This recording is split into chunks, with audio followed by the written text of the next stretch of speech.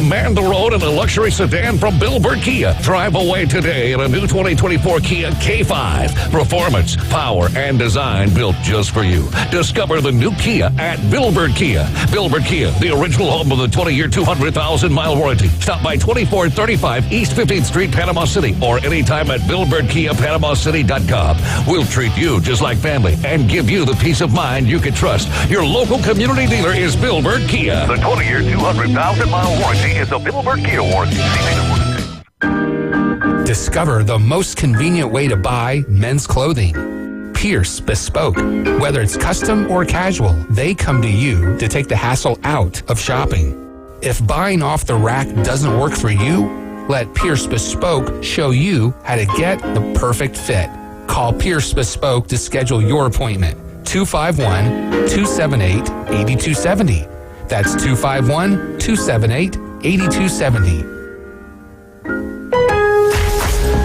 Free! Who doesn't love free? With MyLowe's Rewards, you get the member-only treatment that's actually worth it. Enjoy free member gifts you'll love. And once you reach Silver Key status, you can get free standard shipping. Because Lowe's knows nothing feels better than free. Learn more about our new loyalty program at Lowe's.com/MyLowe's Rewards today. Program subject to terms and conditions. See Lowe's.com/terms for details. Member gifts may be subject to additional terms and restrictions. See Lowe's.com/shipping terms for details. Subject to change. The battle for a 7th straight division crown starts right now, and the East already knows. Don't sleep on the Atlanta Braves. Swung on, belted, deep right field, gone! Home run, Michael Harris. Tomorrow night, the battle of National League rivals doesn't get much bigger as the Braves roll into L.A. to take on Freddie Freeman and the Dodgers. Coverage starts at 7:55. First pitch at 9:10 on your home for the Atlanta Braves on the Gulf Coast. ESPN, Northwest Florida. WPLQ Port St. Joe, WGSX Lynn Haven. Powered by Panama City Toyota. ESPN, Northwest Florida. It's the next evolution of sports talk radio. The biggest stories and the biggest reactions. Now. And now, we're taking... With the first pick. This is the last ball you gotta bet. The Inside Drive. From college to the pros. Interviews with the newsmakers, sports betting, your phone calls, and more. And now, The Inside Drive with Ryan Mulvey. Broadcasting from the Bill Kramer Chevrolet Buick GMC and Kramer Marine Outdoor Studios on ESPN Northwest Florida.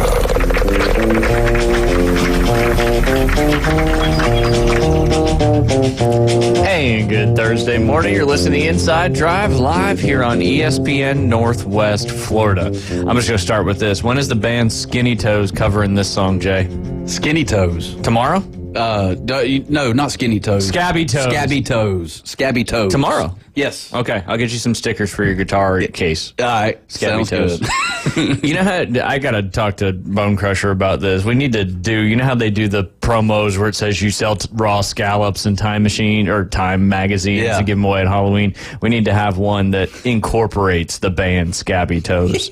Radio by day, golf instructor radio by midday. Right. Golf instructor by day, Scabby Toes lead guitarist and vocalist by night. Yes, sir. That's right. All right, Vern. Easy. Scabby Toes. That's great. And thank you for Keith for bringing that band name to the table. Yep. What color sticky tape do I got on my headphones? Can you see? No. No? White? Yellow. Yeah. Ooh. Oh, yeller. Going crazy today with Is the it yellow. yellow? It must have been wild in the studio. Is it yellow? Because the yellow's not changing. Turn again. That looks like that color, The right? purple? Yeah. The lilac? Not as nice as your shirt. Or pink. Oh, it is. It is. It's whatever that color is. It's the glare through the glass, David. Oh. What color is my headphone? Black. Oh, okay. You turned the wrong way. There you go, blue. You need some love. A little bit down. Yeah. You can hear yourself quite a bit. Mm-hmm. What we're doing there, folks, was just adjusting our microphone or our headphone volume. Yeah. But it is the Inside Drive. It's our second day of year number 2, Jay. Yep. Year number 2. Day 2, year number 2. Yes, sir. You can't hide it. That's for sure. You said yes, sir, twice already today. I did. How many times am I going to say bolster today? I want to say no, sir. No, sir. No, sir. No, sir. No, sir. There you go. It's like, yes, sir, but no, sir. All right, we're off to a hot start on a great Thursday. Beautiful day. Were you on the lesson tee this morning? I was, and it's getting very hot. It's getting warm. It's getting humid. Yes. Humidity. Humidity. I don't think we're going back now at this point. This is the point in the year where we get to the 80s, and I think we stay in the 80s. Maybe we have some 9s, and then we won't see 7s during the daytime probably until maybe October. Yeah. Hopefully not. Hopefully we dip a couple times back down just because that's good for those Gulf temperatures. But you are listening to The Inside Drive on ESPN Northwest Florida, 104.3 in Panama City Beach, 101.9 in Port St. Joe along the beautiful Forgotten Coast. Facebook, Instagram, X, Twitter, YouTube. Follow all of them. You can watch live on Facebook, X, and YouTube. But if you're paying attention to our contest, which I'm going to talk a little bit about a couple times today on the show, you need to make sure you follow and like both the Instagram and the Facebook page, as that is one part of the competition. You can also download the free mobile app. Where, Jay? Google Play Store or Apple Store. That one you do need to search 104.3 ESPN Northwest Florida. And then as our poll question from the other day asked, where you watch ESPN PC, and the app doesn't seem to be as much as Facebook and the radio. Yep. So there you go. Or YouTube, whatever it may be. You got a poll question? What about chores? I mean, we're talking about that, right? Like, what is a chore that you just don't like to do? And it may go straight back to the bathroom again. I don't know, but hey, it usually does with you. Right. All right. So we need, because it's tough. A poll question, we got to have multiple choice. Right. So if it was an open-ended where somebody could type in, it would be a different story. Yeah, let's do multiple choice. And chores I don't like to do. All right, let's hear it. Is cleaning the toilet. That would be A. We are shocked that is number one, given your bathroom etiquette around here. Yeah, and then when it turns that little pink on the inside, like, you know that it's about time to go ahead and, whatever. Yeah, that's just hard water. Is that what that is? Okay, I was curious. B, dishwasher, like cleaning up, like, cups, whatever. Like washing dishes, yeah, by hand instead of in a dishwasher. Right. Yeah. Okay. C, wash machine, like laundry. Somebody asked me today, does Jay wash clothes? I was like, I assume so. I see him wearing quite a bit of the same outfits. But wash clothes? Yeah, that's what somebody said. They said, does Jay wash? I'm not telling you who it was. What? I can't. I hear all sorts of stuff. Only a few things make it to the radio. And maybe somebody was just wanting to feel you out to know some potential love interest. Really? Love Connection show coming up sometime soon. All right. But yeah, washing clothes, I mean, those are all three things that you kind of have to do. Right. Yeah. In order to keep it home. But not if you get paper plates and plastic utensils. That is true. That is Eat true. everything out of a microwave. That's right. We use paper plates on the reg. Yeah, as you should. I mean, I'd do the same thing. Try to. It's our fine china. Right. You only bring out the real stuff for, you. Super Bowl parties. Yeah, exactly. Exactly. We did have paper plates of that for that, too. I think they were football paper plates. But, so you said cleaning the toilet. Yeah. You said washing dishes. Washing dishes. That is not loading and unloading the dishwasher. That is washing dishes. You're right. Okay. Laundry. And then vacuuming. Ooh, see, I enjoy vacuuming. Yeah, you like to see the lines. It's that OCD thing. It's like mowing grass, and I like to see it go from clean to dirty and organized. Right. And I don't mind washing and drying clothes. But it's folding the clothes. Yep. I mean, washing and drying is no big deal. You're just putting it in and switching it and turning a button. Right. It's folding the clothes, and I have to fold the clothes right when they come out of the dryer. Yes. Or I get real cranky. Because then you get wrinkles. And I hate the ironing. That's my least favorite chore, and I never do it. Well, let's go with ironing instead of vacuuming. The irony of you hating ironing and never ironing. Yes. But if I did, I would hate it, because I have, and it's awful. You know why I hate ironing? Because it's impossible to get all the wrinkles out. Yeah. You know what I'd rather do? What? Steam. Uh-huh. I think I got a portable steamer for Christmas. You could also just hit that thing with a little bit of water, throw it in the dryer. That works too. That works. But see, now that entire load of laundry that I've taken out, I have to put 1 or 2 pieces of article back in there. That just throws my whole mind off. Yeah. Yeah, some of these nowadays, if you hook your dryer up to a water line, it'll do that for you. Right. That's fancy, though. OCD. Yeah.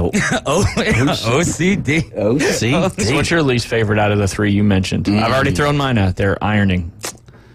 And I don't even do it. So yeah, that's why it's my least. It's my most favorite. Right. My least favorite, most favorite.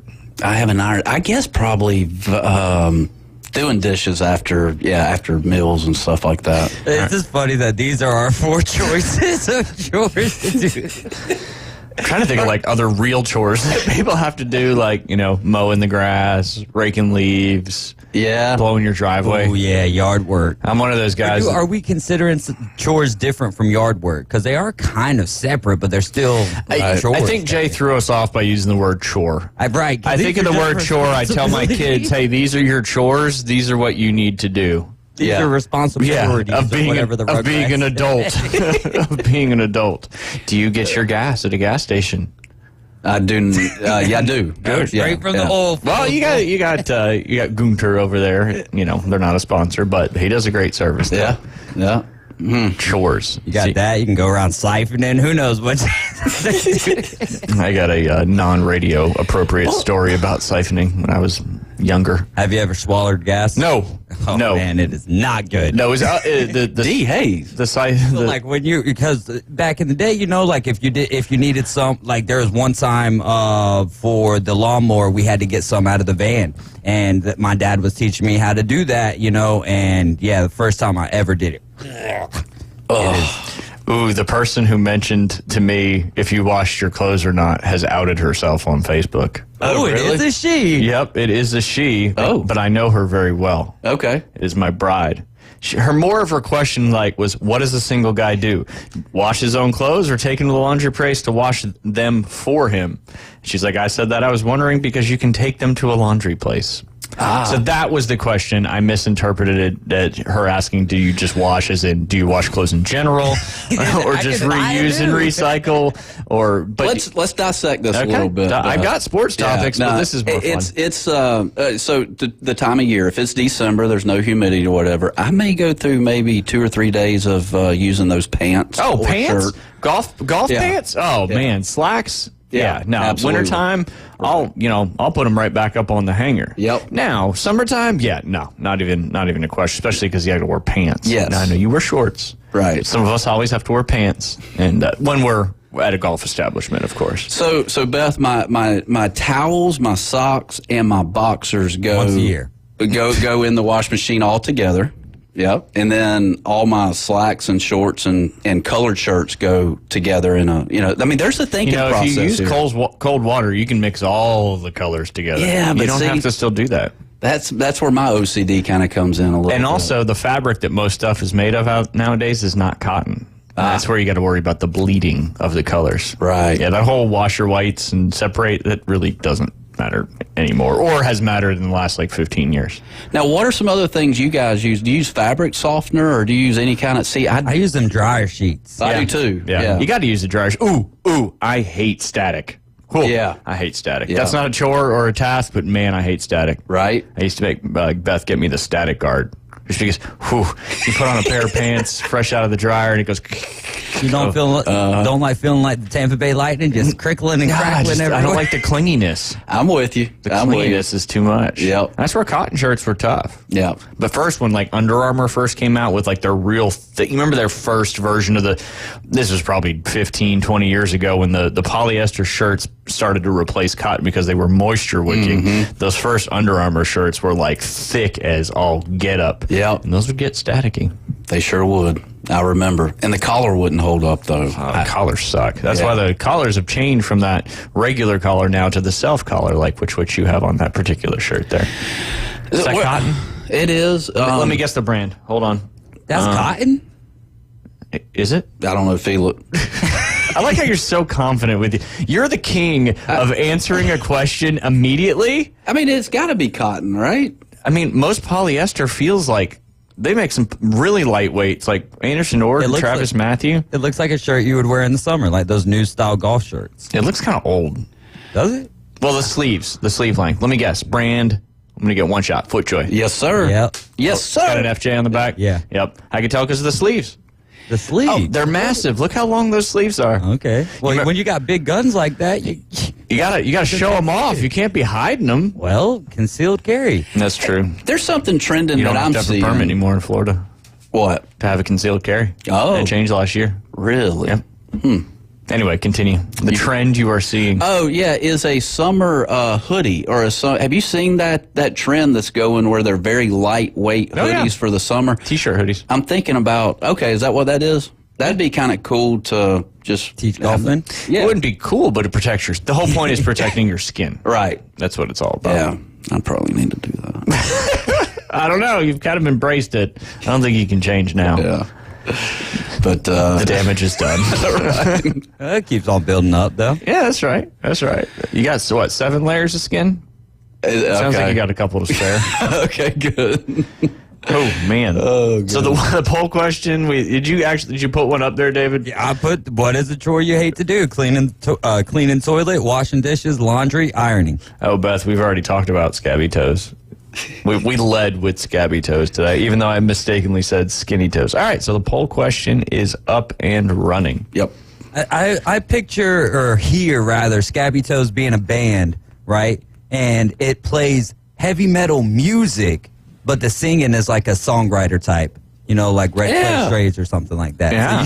So it's like throws you off. You start hearing it, you get ready to. You're ready for the yelling, yeah, and it's this angelic and voice. And it's like a Sean Mullins, Edwin McCain kind of. There you go. You know where Ed McCain graduated from? Where? Coastal Carolina University. Yeah, absolutely. The one song everybody knows.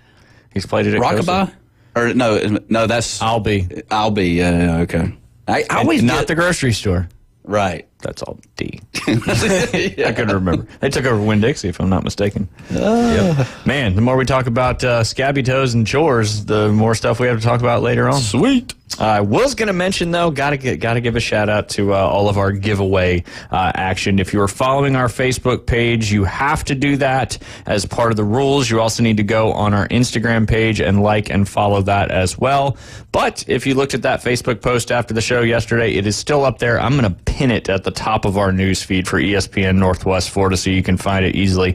All you got to do is share that post, tag 3 friends in the post you're sharing. I know several people have just commented to 3 friends as well. Don't forget to share as well and do that. And you're going to be entered to win a Inside Drive t-shirt and hat. Jay, what are you giving away in this? A 1-hour golf lesson with me. And if they wanted to buy a regular lesson with you, this is your chance to promote yourself. Golfwithjay.com. As simple and that's as J-A-Y. That's not just the letter J. Ooh. J-A-Y.com. Yeah, it's a good thing you cleared that up because this whole time, that's the first time you've ever said it's J-A-Y. Mm-hmm. I mean, you got to clarify. You got to be. Absolutely. Yeah. Absolutely. Unless you got some serious SEO stuff going on with that domain. Yeah, no some kidding. Google pay-per-click, that kind of stuff. What did David say yesterday? Don't golfwithjay.com. Oh, goodness. What was the taking credit comment yesterday? Don't give credit where credit is due. Yeah. Because what's the actual? Give credit where credit's due. Yeah. You said don't give credit where credit's not due. Yes, okay. Yeah, I think I like that one better.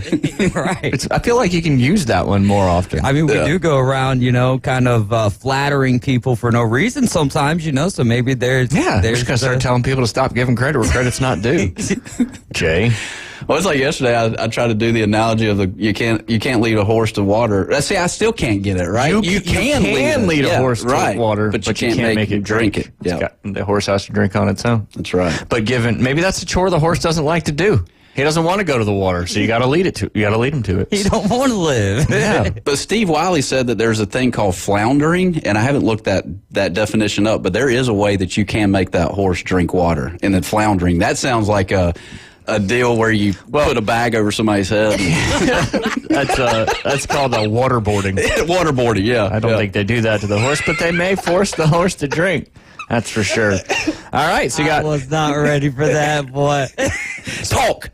I feel like this is a 1-year anniversary show. I did prepare a lot of stuff today, but that's fine because we got a long way to go. Inside Drive t-shirt and hat, 1-hour lesson with Jay and you can go to jhenley.golf, jhenleygolf.com, Jay henleygolf.com, HENDLEY golf.com, and you can get your lesson anytime. But if you enter this giveaway, you'll have a chance to win that. Our good friend Alan Watson over there at Golf Plus sponsors the Afternoon Underdogs. He's thrown in a Golf Plus logo vibe insulated cup with speaker, which those are awesome if you've never had one of those before. Because when you're having something in a tumbler, what do you want, Jay? Something cold or hot? Yeah, but you want to listen to music. Oh, yeah. I mean, I'm going on Apple Music. I'm popping in Scabby Toes and firing that thing up on my Vibe Plus. Golf Plus towels, sleeve appropriate ones, double brush T-Pack, $10 coupon, some coasters, a sticker, all about $100 value from our good friends over there at Golf Plus, right there in the Edgewater Shopping Plaza, also up there in Dothan. It's crazy. Almost all of these giveaways are right there in the Edgewater Shopping Plaza. We also got our good friends over there, Bill Kramer GM, our studio sponsor. They're throwing in a full detail from Bill Kramer GM right there at the corner of Frankfurt and 23rd Street. Of course, around to 2 for golf out there at Bay Point Golf Club. Paul Christo and Christo Sports Bar and Grill is throwing in a gift certificate. I will find out that value once we pick that bad boy up, but that's right there just outside on Thomas Drive, just down the road here from ESPN Northwest Florida. You probably already know about Christo's, but if you don't, you need to check it out. Jay, what's your favorite thing in there in Christo's? Chicken sandwich by far. God, that's the best chicken sandwich. That's better than any other chicken sandwich I've ever had. You get it tossed in anything? Yes. I get the whole whatever it comes with. I just bring it out. Again, he answered a question again, David, right off the jump with a yes, and I don't think... Just however it comes. I just go... Yeah, so when I say, do you get it tossed in anything, you're like, yeah. Tossed it. Oh, you're talking about now you've let it run through your mind, and I was just curious if you tossed it in because his mild is like most people's hot. Is it? Yeah. I don't think I've had it just naked. The Boom Boom Tuna's fantastic. Their chicken wings obviously are some of the best on the beach, and then their asparagus. If you do like asparagus and you've never gotten asparagus, I would certainly check that out. That's Christo Sports Bar and Grill right down the road here on Thomas Drive, and got several things as well for dinner or lunch, whatever you prefer. We've got a $150 gift card to Firefly. Again, that's right there in the Edgewater Shopping Plaza. One of the best restaurants, if not the best restaurant in Panama City Beach. It's named in the top, I think, 50 most romantic in the country. They've got everything for anybody. They've got sushi, fantastic drink specials. Dave and his crew do an amazing job over there. If you've never eaten at Firefly, you are truly missing out. And if you get in this contest, you'll have an opportunity to do it for free. We're also doing a $100 gift card to American Charlie's, which is right there at the end of the Edgewater Shopping Plaza. Jay, have you ever eaten there? I have not. It's fantastic. It's reminds me of you. Okay. A good old American boy. Good old American. They got fried chicken, collards, all sorts of good stuff. All their food is fantastic. Drink specials, lots of live music there. Again, that is also there in the Edgewater Shopping Plaza. So all you need to do is find that, post them a pin at the top of our page, share it, tag 3 people, make sure you like both our Instagram and our Facebook pages, and Monday we'll announce the winner live here on the Inside Drive. You're listening to the Inside Drive, and we will be right back. America's team plays here. And a rocket to right field. This thing is into orbit. The Atlanta Braves on ESPN Northwest Florida. Acuna, Ozzie, and Austin Riley lead the Braves' high-powered offense. Swung on, belted, deep right field. Get out of here, Ozzie. Home run. Ball game. The Atlanta Braves on ESPN Northwest Florida is sponsored by Brock's Pest Control, Store More Portable Buildings, Reliable Hydraulic Solutions, Billburn Kia, and Mid-South Lumber. This is Joanna with ESPN Northwest Florida with your Thursday's weather. This afternoon and evening, there will be a gentle breeze out of the south-southwest, sunshine and 81. Partly cloudy skies tonight, a bit cooler at 69, and a wind around 1 mile per hour coming out of the south. Tomorrow, partly sunny and a light breeze right around 5 miles per hour with a high of 80. The same at 80 Saturday, and we'll have mostly sunshine. This forecast is brought to you by Ellis Agency Insurance. Thank you for tuning into ESPN Northwest Florida. Rely on it. With over 65 years of combined experience, Instant Replay Sports Cards is happy to help you take your collection to the next level. They carry all the new hobby boxes, signed memorabilia, and supplies. New and vintage cards and Pokemon. They sell and trade cards and are always looking to buy. They're an authorized source for Topps, Panini, Upper Deck, and Leaf cards. Instant Replay Sports Cards is open 7 days a week at 752 West 23rd Street, down from Academy Sports. It can always be reached at InstantReplaySportsCards.com. At Brock Lawn and Pest Control, we're proud to be awarded the distinction of being Quality Pro certified. Our technicians have passed rigorous training in eco-friendly application and prevention of pest treatments. Part of the program is the practice of integrated pest management. IPM's goal is to prevent pests from ever entering your home. It includes inspection, prevention, education, and, when necessary, application. We're proud to be Quality Pro certified. Brock Lawn and Pest Control, the standard and level of trust. The locals love him. You're gonna love this. You are my favorite. It's my favorite. Everybody's favorite. The Inside Drive with Ryan Mulvey. Live from the Bill Kramer Chevrolet Buick GMC and Kramer Marine Outdoor Studios on ESPN Northwest Florida. And welcome back. You're listening to the Inside Drive live here on ESPN Northwest Florida. Jay. Yes, sir. Got to protect your toes at all costs. You do. One of our listeners said. Yep. You got flip-flops on? Mm-hmm. That is not protecting. I mean, when you hurt your toes, you just don't want a closed-toe shoe. And typically when you hurt your toes, you don't want to walk into a golf course pond without shoes on. Well, that's true. So, I mean, you're kind of contradicting yourself. Right. Hopefully I didn't get anything from that lake yesterday.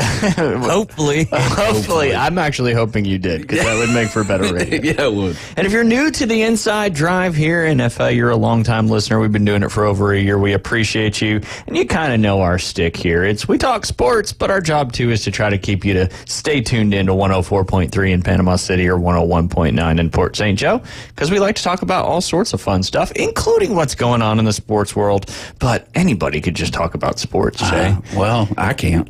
A week in, you realized that last year.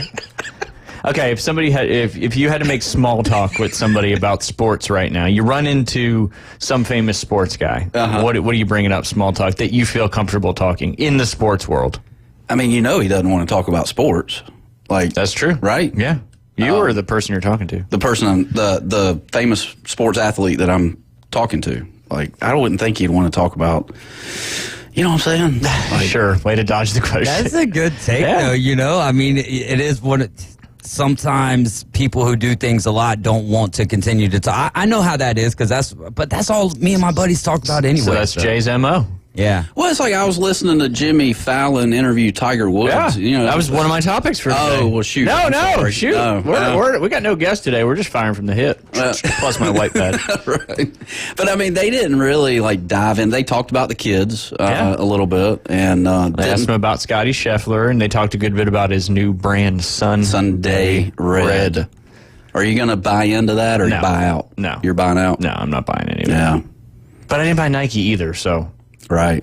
Golf apparel, anyway. Yeah. And I think next year, starting in the spring season of next year, you'll be able to, if you have a TaylorMade account at your golf club or golf store or whatever, but you'll be able to bring in Sunday Red. Oh. Little higher price point, though. Little higher price point. All right. Is it all going to, well, no. No, he was wearing blue, I think. No, it's not all red. Yeah. It's not all red. But do you know how that you brought up this sports topic? You didn't really answer my question, but that's okay. It comes, you know how he got on why he wears red on Sundays? Yeah, well, it goes back to his mom and his,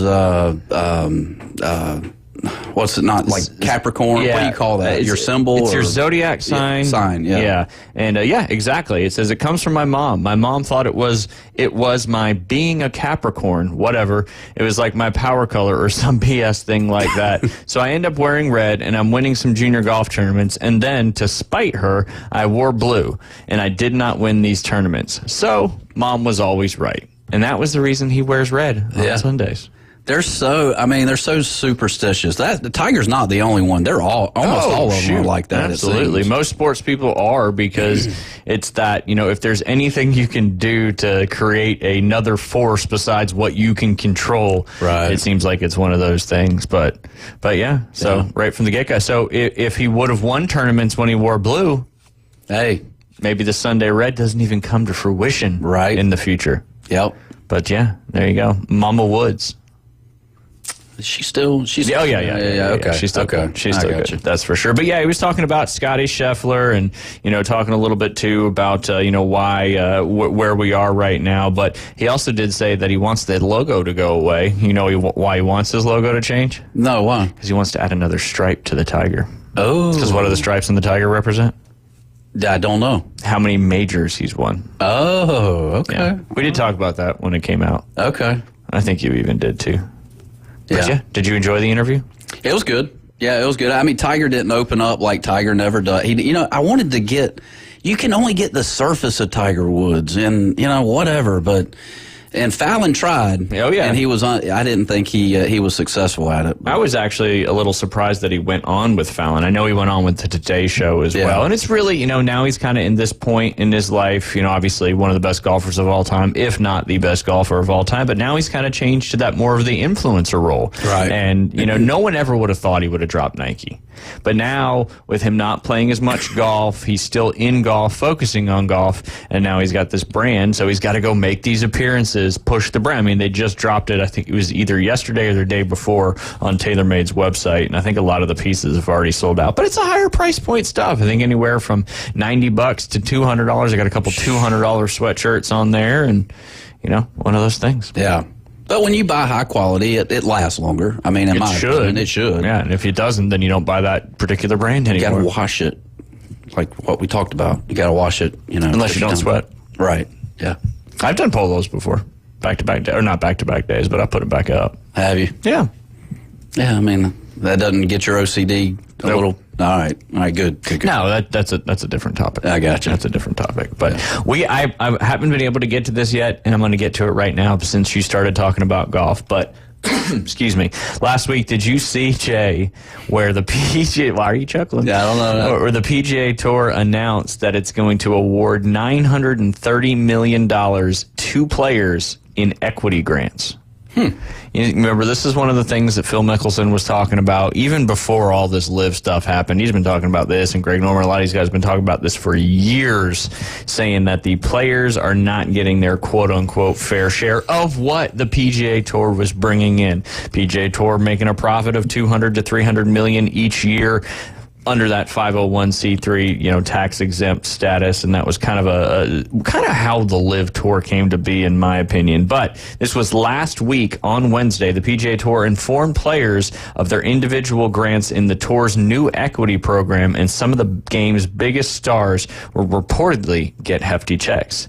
The Tour does not plan on publicly releasing these amounts. Imagine that. The Tour never publicly releases anything. But the Telegraph reported earlier on last Wednesday, that Tiger Woods is set to receive a $100 million grant, with Rory McIlroy getting $50 million and Justin Thomas and Jordan Spieth each receiving $30 million in an equity grant. What do you think, Jay? I mean, it sounds like an employee stock option plan, like an ESOP deal. Yeah. I don't know if it's like a low-hanging fruit to kind of keep things like at it. That was going to be my follow-up question. Why do you think this came to be? Yeah, there's a relationship gap between the PGA Tour and the players, and the players have always been independent contractors. If I'm making a good assumption there, is that they're independent? Yeah, I mean they're paid in prize money, but if you get pensions from the PGA Tour and that kind of stuff too. Right. So I don't know what kind of contracts or deals they have with the Tour, if any. But yeah, they are competing in events, and they do have to pay the taxes where they reside, so that would let me know that they're independent contractors, where the NFL, they get paid where their game is. So the taxes can vary depending on the state. But the first $930 million of grants were distributed last Wednesday, with the players getting a note from PGA Tour Commissioner Jay Monahan, who also holds CEO title of PGA Tour Enterprises, dealing their award. Tyler Dennis, the PGA Tour's chief competitions officer, later went on Golf Channel's Golf Today to explain the process. There's no other sports league in the world that has this significant number of their athletes as owners of their own sports organization, Dennis said. And we're really excited about it because ultimately we want to do what's right. Well, why didn't you do it 10 years ago, Jay? At the end of January, the Tour comes to an agreement with the Strategic Sports Group, SSG, as you remember talking about that, for a private investment, which coincided with the launch of PGA Tour Enterprises. The Enterprises division will house the PGA Tour's commercial business and rights, as well as those of the DP World Tour. This will allow the Tour to maximize revenue for itself and players, while keeping the Tour's non-profit classification that carries tax exemption for business leagues, chambers of commerce, real estate boards, boards of trade, and professional football leagues intact. SSG has pledged $3 billion to PGA Tour Enterprises with initial $1.5 billion investment. Players were told they will receive equity into PGA Tour Enterprises, which the tour says has a valuation of $12 billion. These grants are based on playing accomplishments, future participation, and tour status. Sounds to me, remember when everybody went to the Live and they were all like, oh, these guys are getting paid. Now, this is equity, so if the tour collapses, their money kind of goes away as well. It's a stock option. You're buying, you're buying into this PGA Tour Enterprises. It was broken down into 4 categories. Group 1 consists of $750 million in aggregate equity based on career performance, last 5-year performance, and player impact program results. A total of 36 players were in this group. Tiger Woods plays in, maybe 4 or 5 tournaments a year, and he gets the most. $100 million there, Jay. Obviously, he's probably been the most influential man in the history of golf and brought it to where it is today. So I can understand that. That's based on career performance. Group 2 consists of $75 million in aggregate equity and was granted to 64 players based on the last 3-year performance. Group 3 consists of $30 million in aggregate equity and was granted to the 57 players who have earned certain fully exempt PGA Tour status categories. Group 4 consists of $75 million in aggregate equity and was granted to 36 players who were instrumental to building the modern PGA Tour based on career performance. If I'm a player, I'm asking Jay Monahan, I want to see the $930 million in person right here on the table. I don't think it exists. I don't think it's there. It's equity. It's just it's what the valuation of. Yeah. They said that the current PGA Tour Enterprises is worth $12 billion. So if that PGA Tour Enterprises goes down in the next couple of years to say a valuation of $8 billion, then that'll affect what their equity part is worth. Gotcha. The equity is essentially the tour's answer to the opulent guaranteed payouts distributed by Live Golf. Dennis did not say if Live Golf members would get the chance to be part of the equity should unification in the professional game ultimately come to fruition.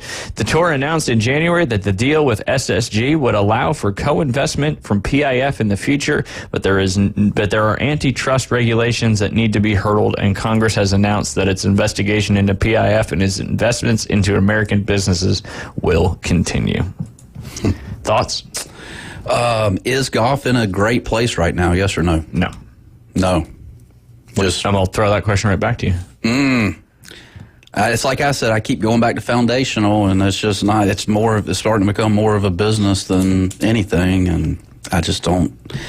Something's got to happen here this year with the PIF. And I don't think it's going to. Yeah. I don't think you're going to see a merger this year. I've said it earlier this year when the contract talks kept stalling and stalling and stalling, and said with that SSG investment, I think the PGA Tour thinks they can survive without it, and they're going to see how this year goes and reevaluate. But who knows if an offer will still even be on the table. And I think when you asked if golf is in a good place, I think recreationally on the business side of golf, yeah, it's hasn't gone anywhere. There's still courses being built, a lot of courses being renovated, and more people playing golf than ever. On the people watching the PGA Tour and golf, I think you've seen, the Live doesn't get a whole lot. We know that. That's fine. It's on the CW. Australia had a great turnout because it was in Australia. There's a lot of other international places that I think could benefit from golf as well. But then the actual viewership of both or any other golf, I think, is way down. And that's just because people are tired of hearing about this kind of stuff because they're making so much. The top guys are making so much money as it is. They just want something to come together where the best players are competing against the best players on some of the best venues in the world. Well, and I was talking to a good friend early this morning about this, and we had got on the kick, and I know you guys may, be a little different than me, but if you're a young parent that has like a 5 to a 9-year-old, the avenue is golf or tennis. I mean, an NFL, NBA, they're going to get hurt, and the future's not bright, in my opinion, for it. I shouldn't say it like that. You can say whatever the heck you want on the show. You usually do. That's true. But hey, Tiger got hurt many a time. Right? Yeah. Not always because of golf. But. True. But yeah, I mean, even if on an NFL team or whatever, you've got 11 players on the NFL. Is that right? Is there 11 on the field? On the field, time, yeah. And 55-man rosters. In golf, it's just you and what you put into it. And I mean, you know, I don't want to get into a sales pitch about golf, but I mean, for sure. I mean, it's kind of your industry and your business. Right. So, yeah. So pitch it. Yeah. Safety. Exercise. Mental fortitude. You know, you go into the business world, everybody plays golf in corporate outings and stuff, so that helps them from a social aspect. Everybody wants the good golfer to come play on their scramble team. There you go. And there's just so many benefits. And I'm not down in NFL. I'm not down in NBA. I'm not down in, all other sports. But would you say, I mean, obviously any pro sport is hard to get to, but would you say golf is the hardest to get to the top level? Well, look, there's only about, we talked about it, 8-9 billion people in this world. I think God's gifted a handful of folks, maybe 100 folks. I'm just going to throw a number out there with the God-given talent. I think the rest of them have got it just through grinding, and playing. So everybody has an opportunity. There's just that 100 that were just born with it. A little step up, so to speak. Yeah. They got a little extra help. You think Tiger was one of them? Absolutely. I mean, he has been swinging a golf club since he could walk. True. Something to be said for that. But it's the guys that can, go away from the sport for 6 months and come back and shoot 68. And there's not that many of them. No. But there's some. Oh, yeah. But, yeah, it's just get your kid out there and play golf and have fun. And the best way to do it. Yeah, golfwithjay.com. There you go. Yeah. See, we summed up that little segment there with golfwithjay.com. You know what ended up finishing up yesterday? Something we haven't talked about yet this year. We talked about it a lot last year with Chris Kramer. Oh, and his, the PGA champion. The PGA club. Professional yes. Championship, which is basically the biggest tournament for us in the business of golf that are PGA members that they can play in. And it gives you an avenue to make it to the PGA Championship. And last year we were lucky enough to have Chris Kramer's brother-in-law, Mike Berger, on with us, and he's down in the South Florida section, the Port St. Lucie area. And he teaches, and I know he worked with Fred Biondi a little bit, individual NCAA national champion.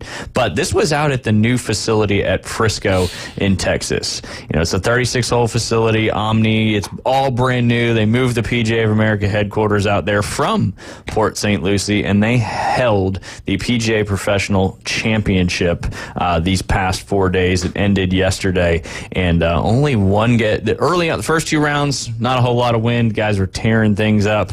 The third and fourth round, however, the winning score, Jay, was 2 under par for the entire field.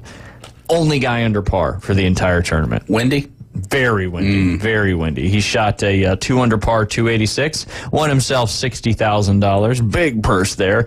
But one of the cool things, what are the top 20 people from the PGA Club Pro National Championship get to do? They're going to Valhalla PGA Championship in a couple weeks, and pretty special. It's the one way, if you are a PGA member.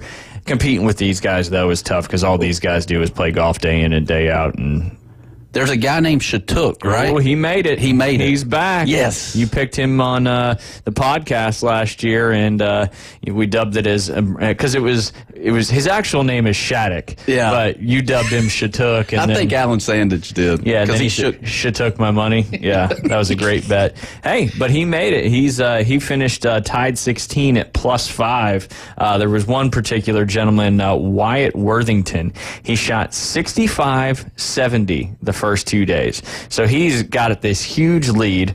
2 days ago, he fires a 78. Yesterday, he shoots 80 and dumped it in the water on 18 and had to get up and down in 2 to make it. Otherwise, there would have been a playoff. So he shot 80 and finished +5 and got the last spot, that 20th spot, to make it to the... if he would have missed that last putt, he would have been then in a playoff with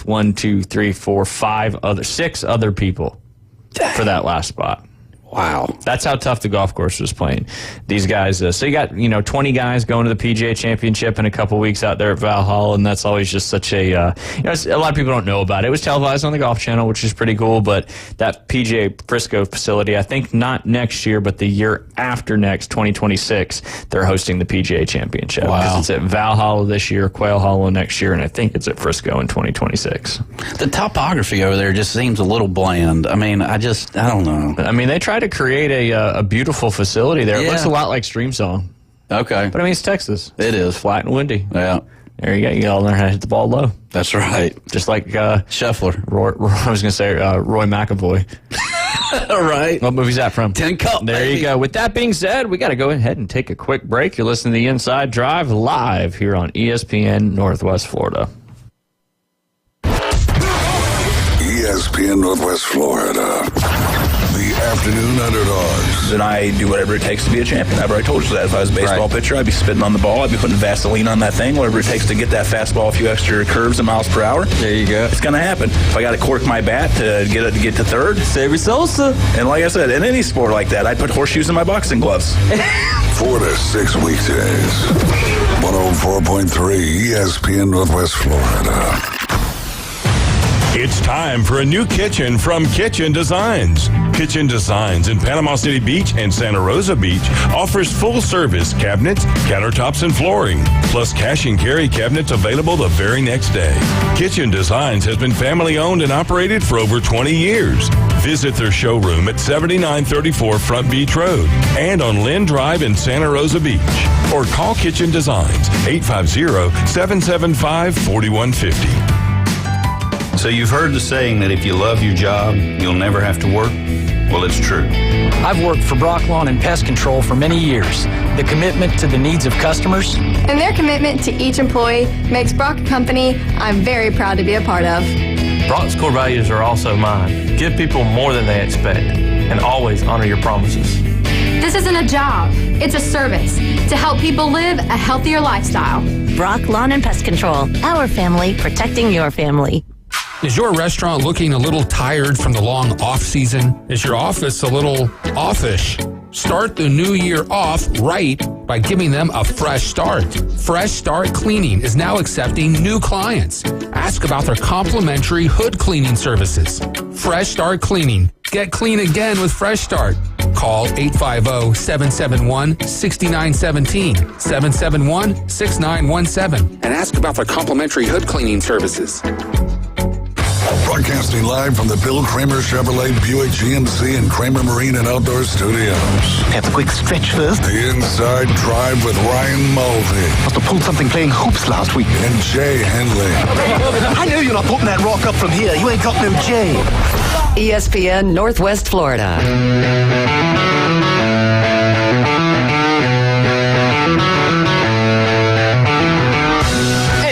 Welcome back. You're listening to The Inside Drive live here on ESPN Northwest Florida. Jay Henley. Yes, sir. You working? I am. Good. You got any openings left in your camps? A few. We're getting close. Because I had a couple people asking me about them yesterday, and still got a few spots in each of them? Yes. Okay, good. Yep. Good. Got a couple in the older category and a couple in the younger category that we're potentially looking to join. Potentially the July ones. Yes. You got those dates right in front of you? Just remind not everybody. really. Okay. Yeah. You want me to do it? I can do it. Who can get to it faster? Yeah, probably you. You're right. Most likely. You're right. Because I have it saved on my phone in a picture. Getting old. better than your toes. I heard they're a little scabby. Right. You got it? I do. There you go. So ages 11 to 14, June 4th through the 7th, and where else? Oh, July 9th through the 12th. And then ages... David, you think he'd have these memorized given their his camps? Yeah, ages 7 to 10, June 11th through the 14th. Okay, 7 to 10. He slept since then. June 18th through the 21st. So 2 sessions for each age group? Yes. You can do one, you can do both, right, as long as you're in that age group. Yep. There you go. Best way to sign up? Golfwithjay.com. Golfwithjay.com. Fresh out of the news this morning. Don't know if it was sarcastic or not. I'm not sure if it was. I'm going to go with it wasn't sarcastic. But Steelers running back Jaylen Warren says their special teams coordinator discussed the possibility of having Justin Fields return kicks under the new kickoff rules. I want to discuss this with you, Jay, and see what your thoughts were. Do you remember what happened to the NFL kickoff? I don't. Really? I really don't. The rules changed. I remember. Okay, that was my question. But don't ask details. Okay, but you do remember the kickoff rule has changed. Right. Okay, that was my question. I wasn't going to ask you details. I mean, it's not like you have a laptop in front of you where you can Google NFL kickoff and then look at it.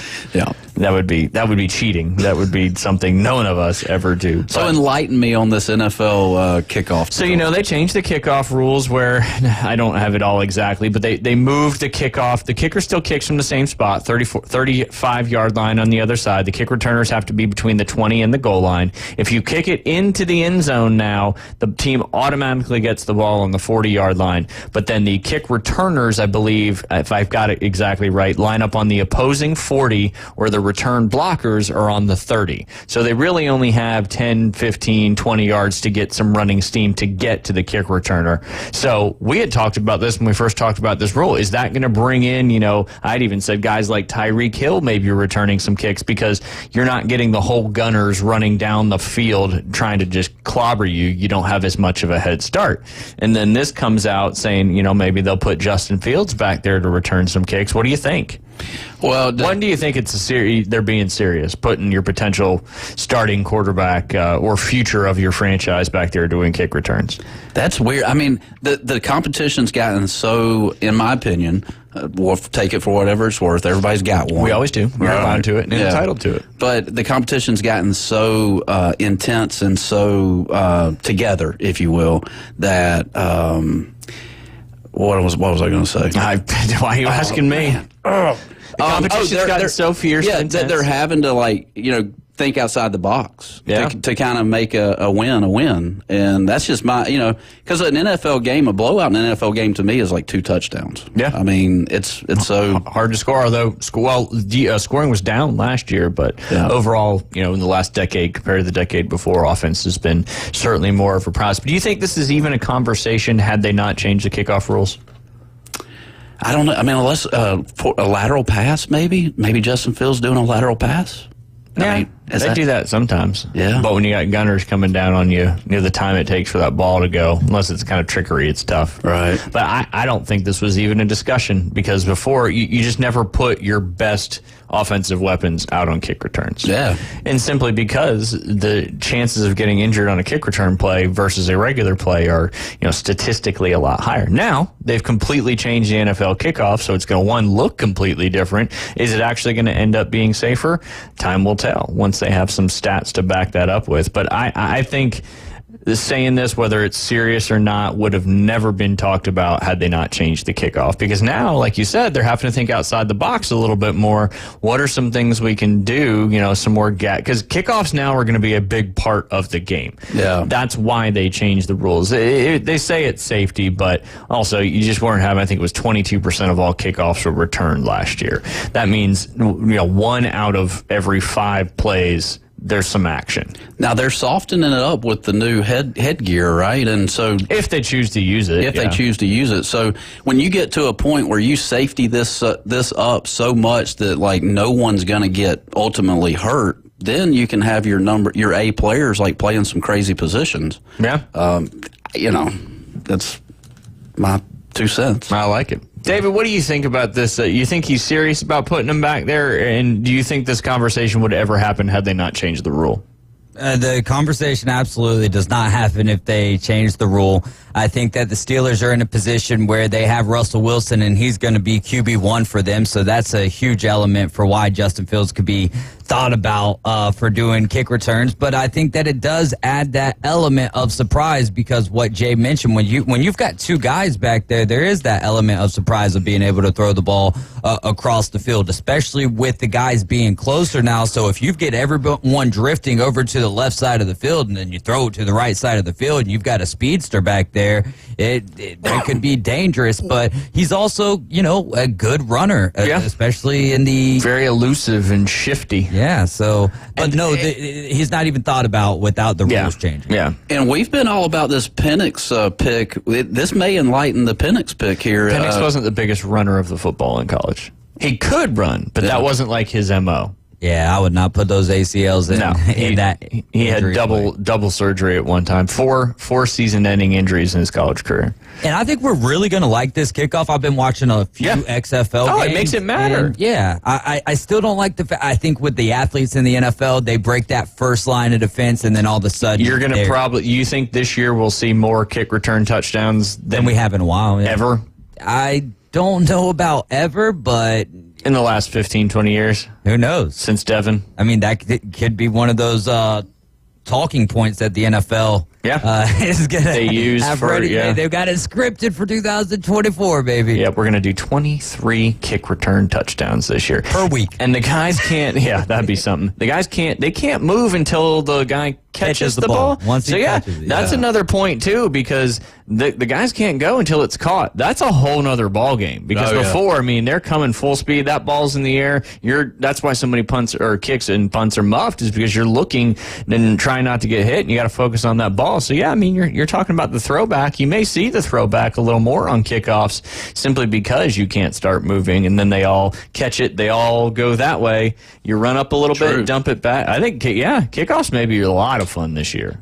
They've been boring for quite some time. Yeah, 22%, 1 out of 5. Not great. Not great. When was the last time? When you still had some returns. Now punting is still the same, so that hasn't changed. But punting, typically you get a return more often than not, and then it's the punter's choice whether they want to return that or not. So, but yeah, interesting. Justin Fields, Tyreek Hill.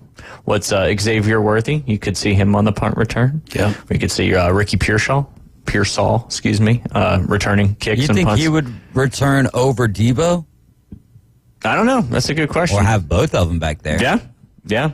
And we brought back Trent Taylor, too. He left the Niners for a while. He was our return specialist before, because Ray, he went somewhere else. Ray's crazy, though. What's Ray's last name? McLeod. Yep.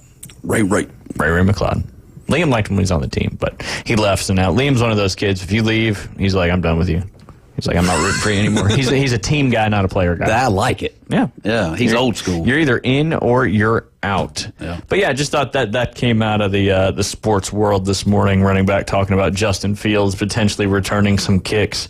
I guess once you'll see some media access to training camps and all that, you'll see if he's lining up doing any of that stuff, and maybe we'll find out a little more. Some news that came out yesterday as well, Jay, on the boxing side of things. You remember we talked about the Garcia-Haney fight, and Garcia ended up upsetting him 3 pounds over, still won the fight. Came out yesterday that he tested positive for a PED called Ostarine, which is, and he took, of course, a voluntary anti-doping association test related to his majority decision. It's something common, they always do. But multiple sources said he had tested positive for the PED Ostarine, if I'm pronouncing that correctly, the day before and the day of his upset win over Devin Haney, per a VADA letter obtained by ESPN. Garcia has 10 days to request his B sample to be tested. A sample also screened positive for 19 norandrosterone, but unconfirmed. What do you think? You think I mean, nowadays, I trust less than I ever used to. Right. So you wonder, like, he wasn't supposed to win. He upset the guy.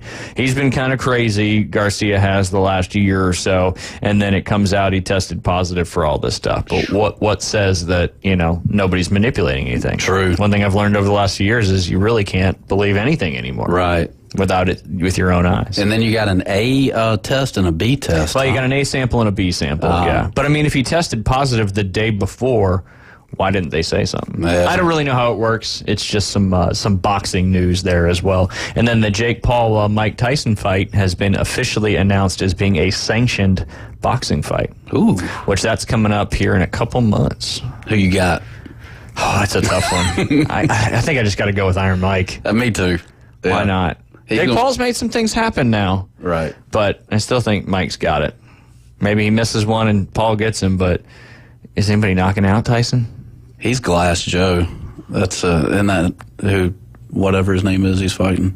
Glass Joe. You remember Glass Joe?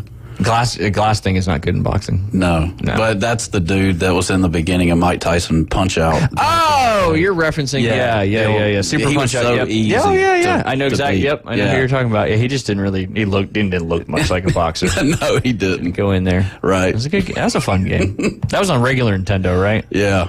David may not have remembered that. I didn't play very much Punch Out. My boxing game was Fight Night.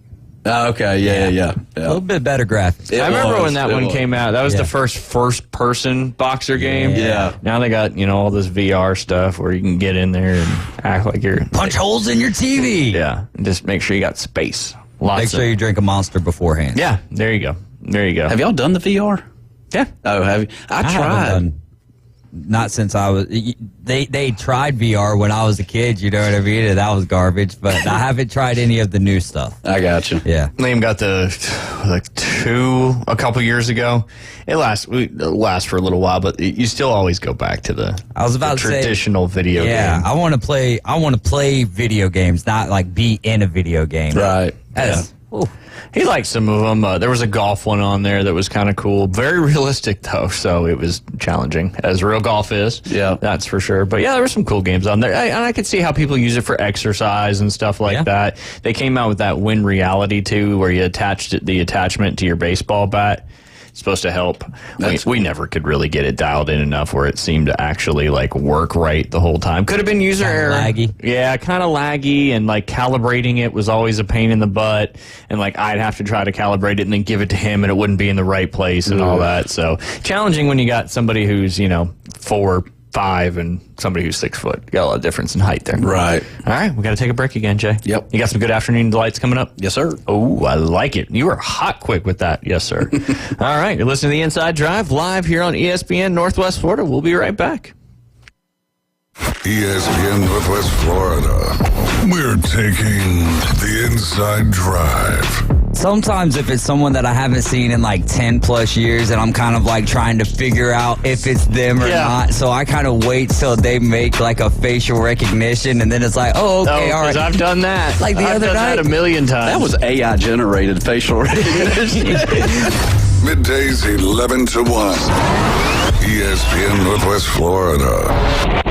This is Joanna with ESPN Northwest Florida with your Thursday's weather. This afternoon and evening there will be a gentle breeze out of the south-southwest, sunshine and 81. Partly cloudy skies tonight, a bit cooler at 69 and a wind around 1 mile per hour coming out of the south.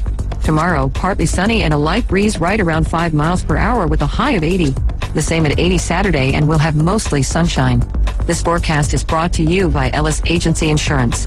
Thank you for tuning into ESPN Northwest Florida. Rely on it. Are you looking for a place to take a leak? Do you have a truck, tractor, or other hydraulic equipment leaking or not performing as it should? At Reliable Hydraulic Solutions, we can get you back to work. Do you have a busted or leaking hose? We can typically replace them while you wait. Hydraulic cylinder or pump needing repair? In many cases, we can have it back to you the next day. Reliable Hydraulic Solutions, 6840 Highway 77 in Southport, just south of Tractor Supply. The best place in town to take a leak. WPLQ Port St. Joe, WGSX Lynn Haven, powered by Panama City Toyota. ESPN Northwest Florida. In the jewelry business, there is no substitute for experience. David Adamson has over 46 years of experience, 32 of those in Lynn Haven. Designing and creating fine jewelry is more than a job for David, it's a joy. If you're looking for a spectacular jewelry design that says you, or perhaps you need your jewelry repaired, look no further than David Adamson Designer Jewelry. All work is done in-house and always to your complete satisfaction. Stop in today at David Adamson Designer Jewelry, 830 Ohio Avenue in Lynn Haven. They're on Facebook and at pcjeweler.com. And now, the Inside Drive with Ryan Mulvey. We're gonna have a talk. Tell me what you know. Broadcasting from the Bill Kramer Chevrolet Buick GMC and Kramer Marine Outdoor Studios. It's a frantic noise. ESPN Northwest Florida. Sky rockets in flight. Afternoon delight. And welcome back. You're listening to The Inside Drive live here on ESPN Northwest Florida.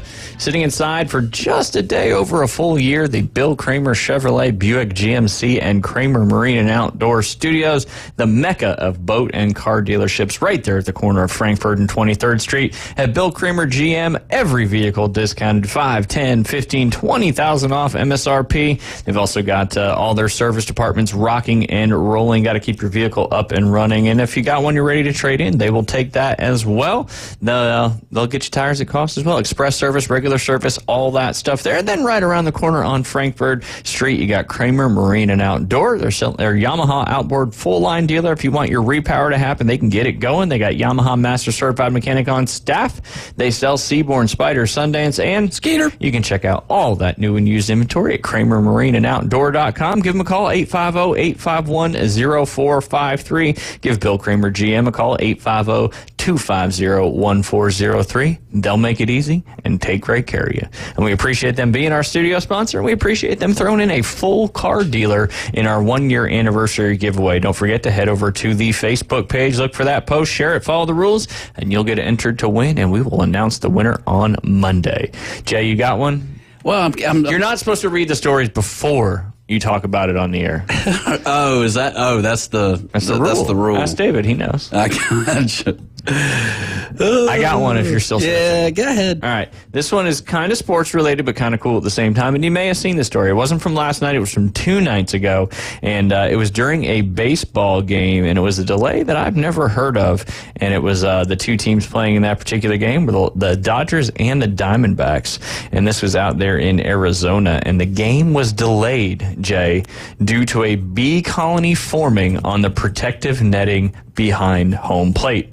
First time I've ever saw it, but the Diamondbacks officially announced at Chase Field they were in a bee delay, and they had to call in the heavy hitters. A gentleman named Matt Hilton works for Blue Sky Pest Control out there in Phoenix, and 2 nights ago he was at his son's t-ball game when he got called in to remove some bees, a massive swarm delaying the Dodgers D-backs game. A few hours later, he was throwing out the ceremonial pitch at his first MLB game. Pretty cool stuff there, pretty special, and he took off his mask and threw the pitch out there, but, I hadn't heard of that one before, but, that guy was waiting for his moment. He's been waiting for that moment his entire life. He's been beekeeping, he's been doing it, he's been taking care of stuff, and then boom, he's got his chance. He comes out there, he gets up on a cherry picker, takes care of it with his stuff, and he's a hero. That's awesome, man. Hey, that's a good afternoon to light Yes, debrief, sir. but it's also sports related, so I apologize for that. But just something you don't see every day, but, he was ready for it. He got the call, and probably a call he never thought he was going to get. You got that right. But, hey, you got to take care of those bees. Yes, sir. And he didn't, they're moving on, and they're pollinating something else somewhere and keeping those flowers beautiful out there in Arizona. Yes, sir. You got one? Does David Hayes have one? David Hayes is not here. He did that on purpose because he knew you were going to try to throw one his way. How about bull running? Ooh, that's coming up pretty soon. We reported on that last year, the running of the bulls. To me, it's one of the scariest things. But if you're one of the people that's particularly running from those bulls. Right.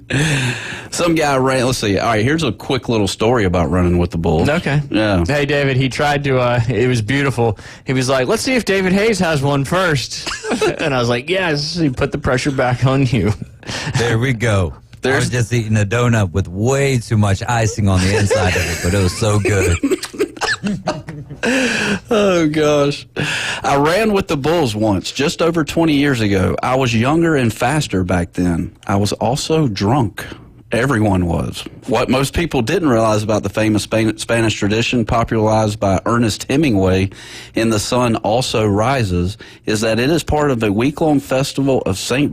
Firmin, and another part of that festival is drinking all night, and I mean all night. Then when the sun comes up, they close all the bars, they block the exits, and let the beast loose. Imagine telling thousands of tired, tipsy people to run a 100-yard dash after a full night of Mardi Gras. It would be crazy without bulls. On my particular night in Pamplona, I saw... Good job. Hey, I got it.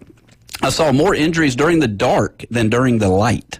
I saw a barefoot woman step onto glass and bleed profusely before dunking her foot into... Some may say once that healed, she had scabby toes. Right, that's right. Before dunking her foot into a large cup of beer. I saw several fist fight and shoving matches. Fortunately, I had a mentor, a local guy named Pablo, whom I met that night. He wore the traditional red scarf and white shirt and told me his family had been running with the bulls for generations. He had enough English to ask if I would introduce him to some American girls, and I had enough sense to say only if he ran with me come the morning. We made a deal. For all I know, it saved my life. Here's the way the whole thing works. Around 8 o'clock in the morning, after a few prayers sung by the masses, the bulls are released from the corral. They stampede through the narrow cobblestone streets and finish about a half mile later in the stadium where they will be killed in bullfights. So they're racing to their deaths. Can you blame them for wanting to take a few of us along? What Pablo taught me, in addition to a whole new appreciation for how much sangria one Spaniard can drink, was to stay away from that from the start of the bull run because they go right past you, and to stay away from the end because it narrows into a tunnel and there is no place to go if the bull decides to use his horns. Then Pablo rolled up a newspaper and made jabbing movements, although I couldn't imagine using newsprint against charging livestock. Pablo also said the solo bull es muy malo, meaning malo, very bad, meaning the worst thing you could do is wind up one-on-one with a confused, angry animal. And according to the report, that is what happened last week. A bull got separated from the pack and began goring spectators. It threw I don't mean to laugh. It threw one young man, then went at his neck. The man later died in a hospital after emergency surgery. Yikes. Man. The next day, they did it all again. Unspoiled tradition. I imagine if the running of the bulls were an American tradition, we would have stopped it by now. Some protest group, People Against Goring, the pro-bull movement, the Society to Prevent Cruelty to Tourists, would have hounded it out of existence. I can keep going for a second? Yeah.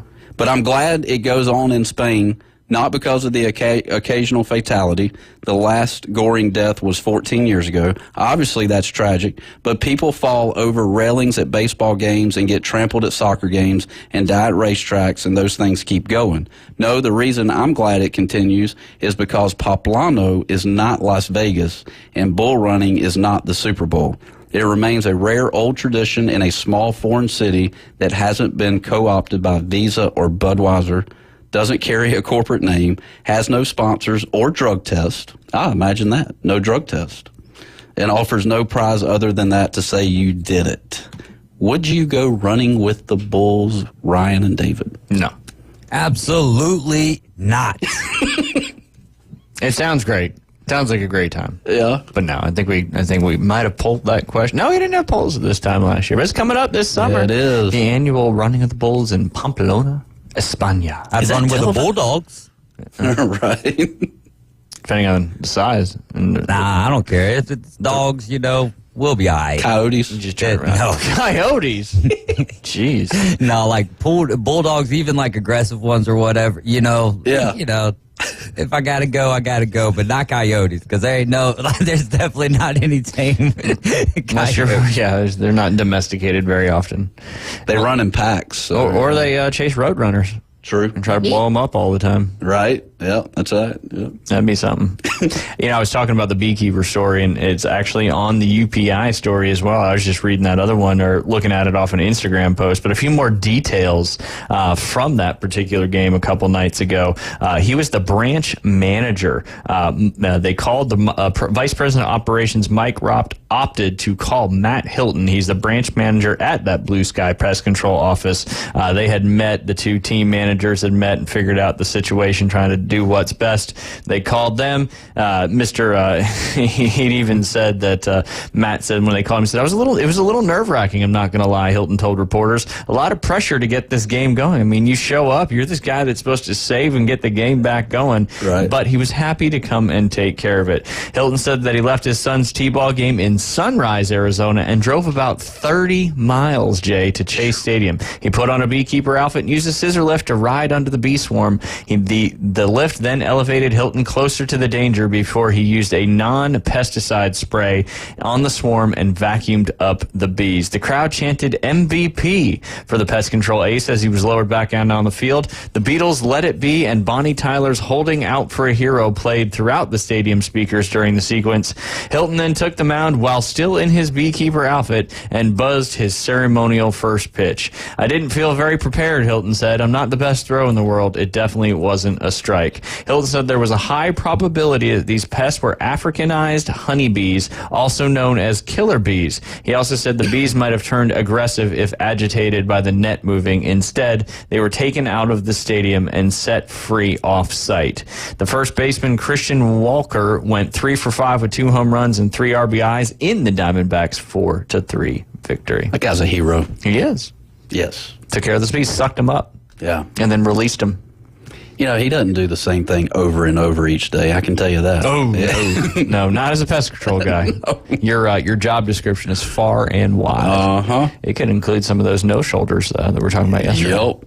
And that he should charge for triple whatever he charges. There you go. I'm sure you got a pretty penny for coming to save a baseball game. Absolutely. Right? Live baseball game, too. Yeah, no, pretty crazy. That is good crazy. stuff. You got any other ones or no? I've got one, a couple maybe. Just this one. This is kind of right up your alley, Jay. All right. This is from yesterday, May 1st, UPI.com. New York Mets fans pelted with hot dogs on $1 hot dog night.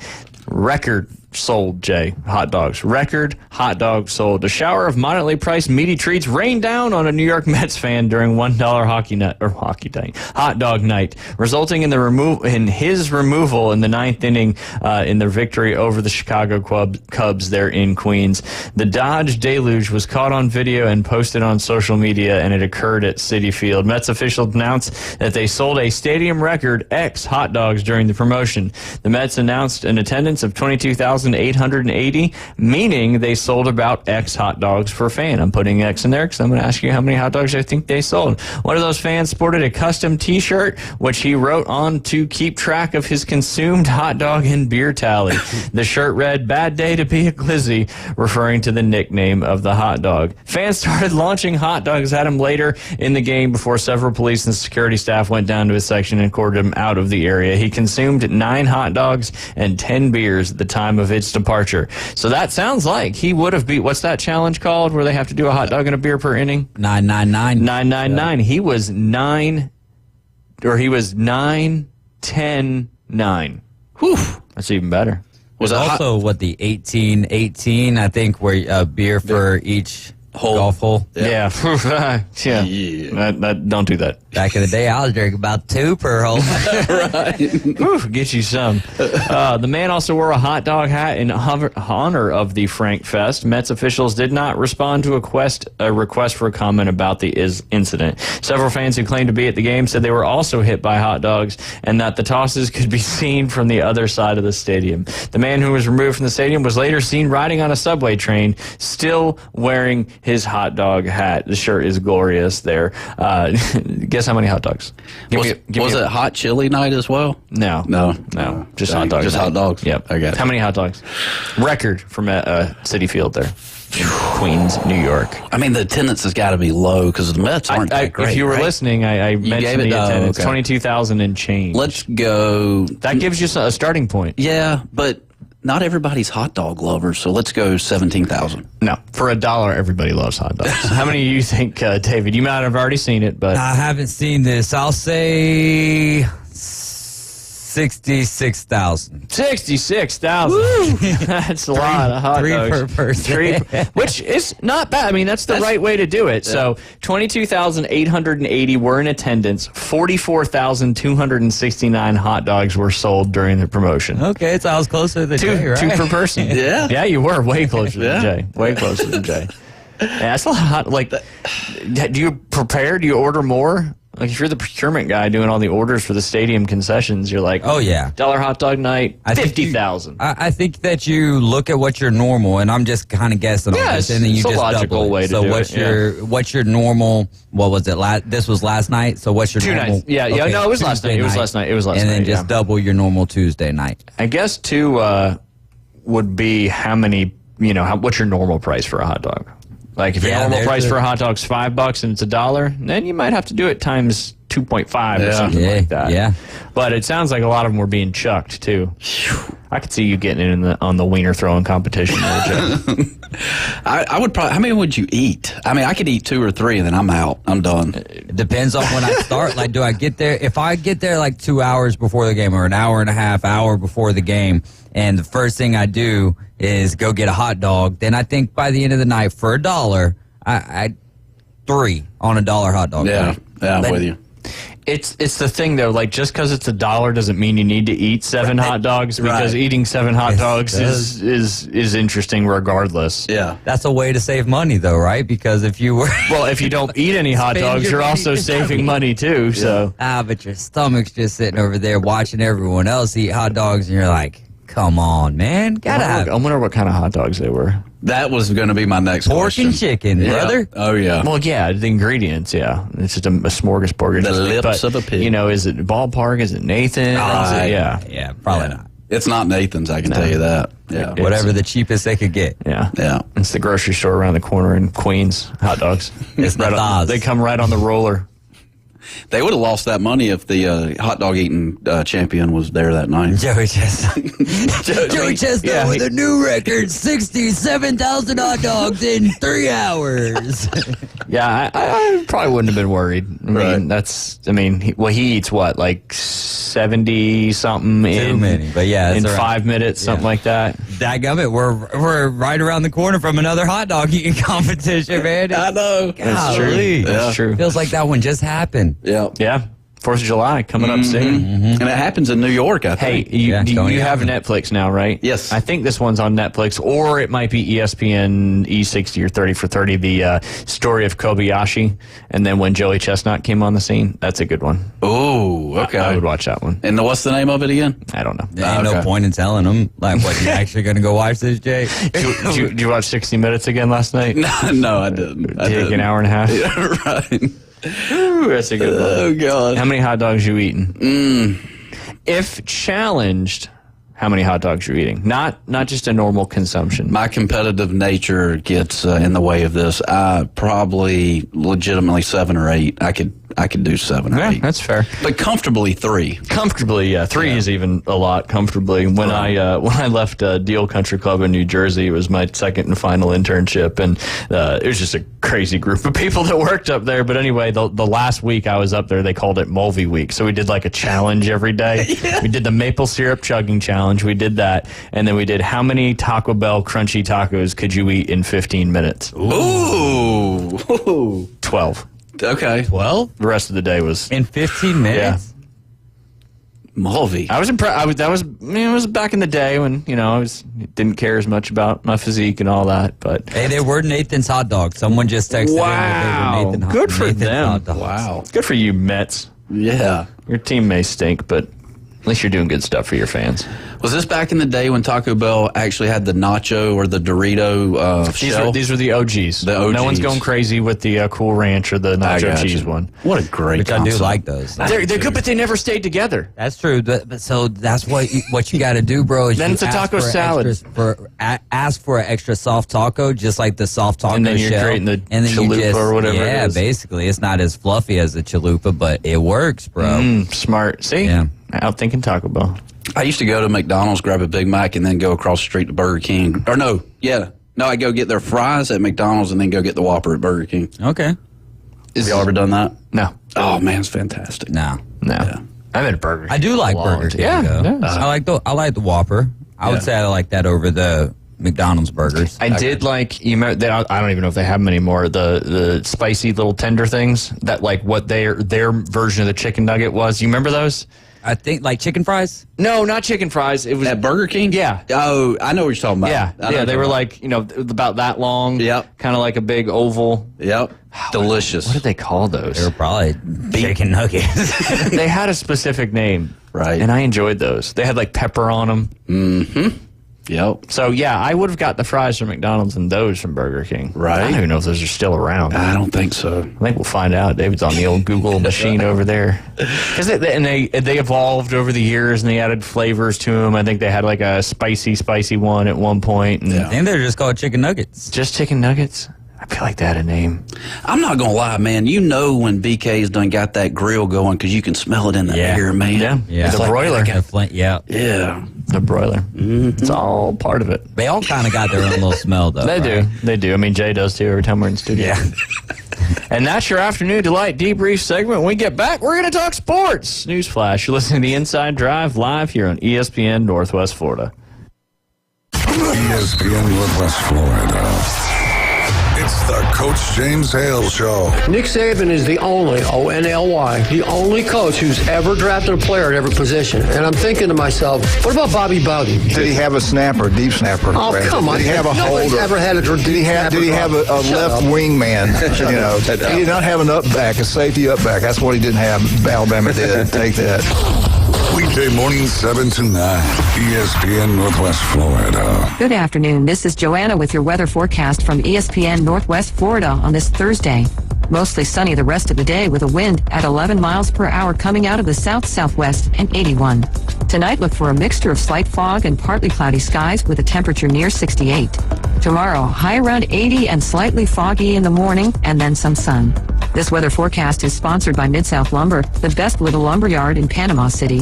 Thank you for keeping that dial on ESPN Northwest Florida. Rely on it. Attention homeowners, are you dreaming of a backyard oasis? Look no further than S&R Fencing, your go-to destination for quality outdoor transformations. At S&R, they specialize in crafting custom fences, decks, retainer walls, and all exterior construction that not only enhances the beauty of your home, but also stands the test of time. Their experienced team takes pride in delivering top-notch craftsmanship with a personal touch. S&R Fencing, locally owned, licensed, and insured, and a member of the BBB. The battle for a 7th straight division crown starts right now, and the East already knows. Don't sleep on the Atlanta Braves. Swung on, belted, deep right field, gone! Home run, Michael Harris. Tomorrow night, the battle of National League rivals doesn't get much bigger as the Braves roll into L.A. to take on Freddie Freeman and the Dodgers.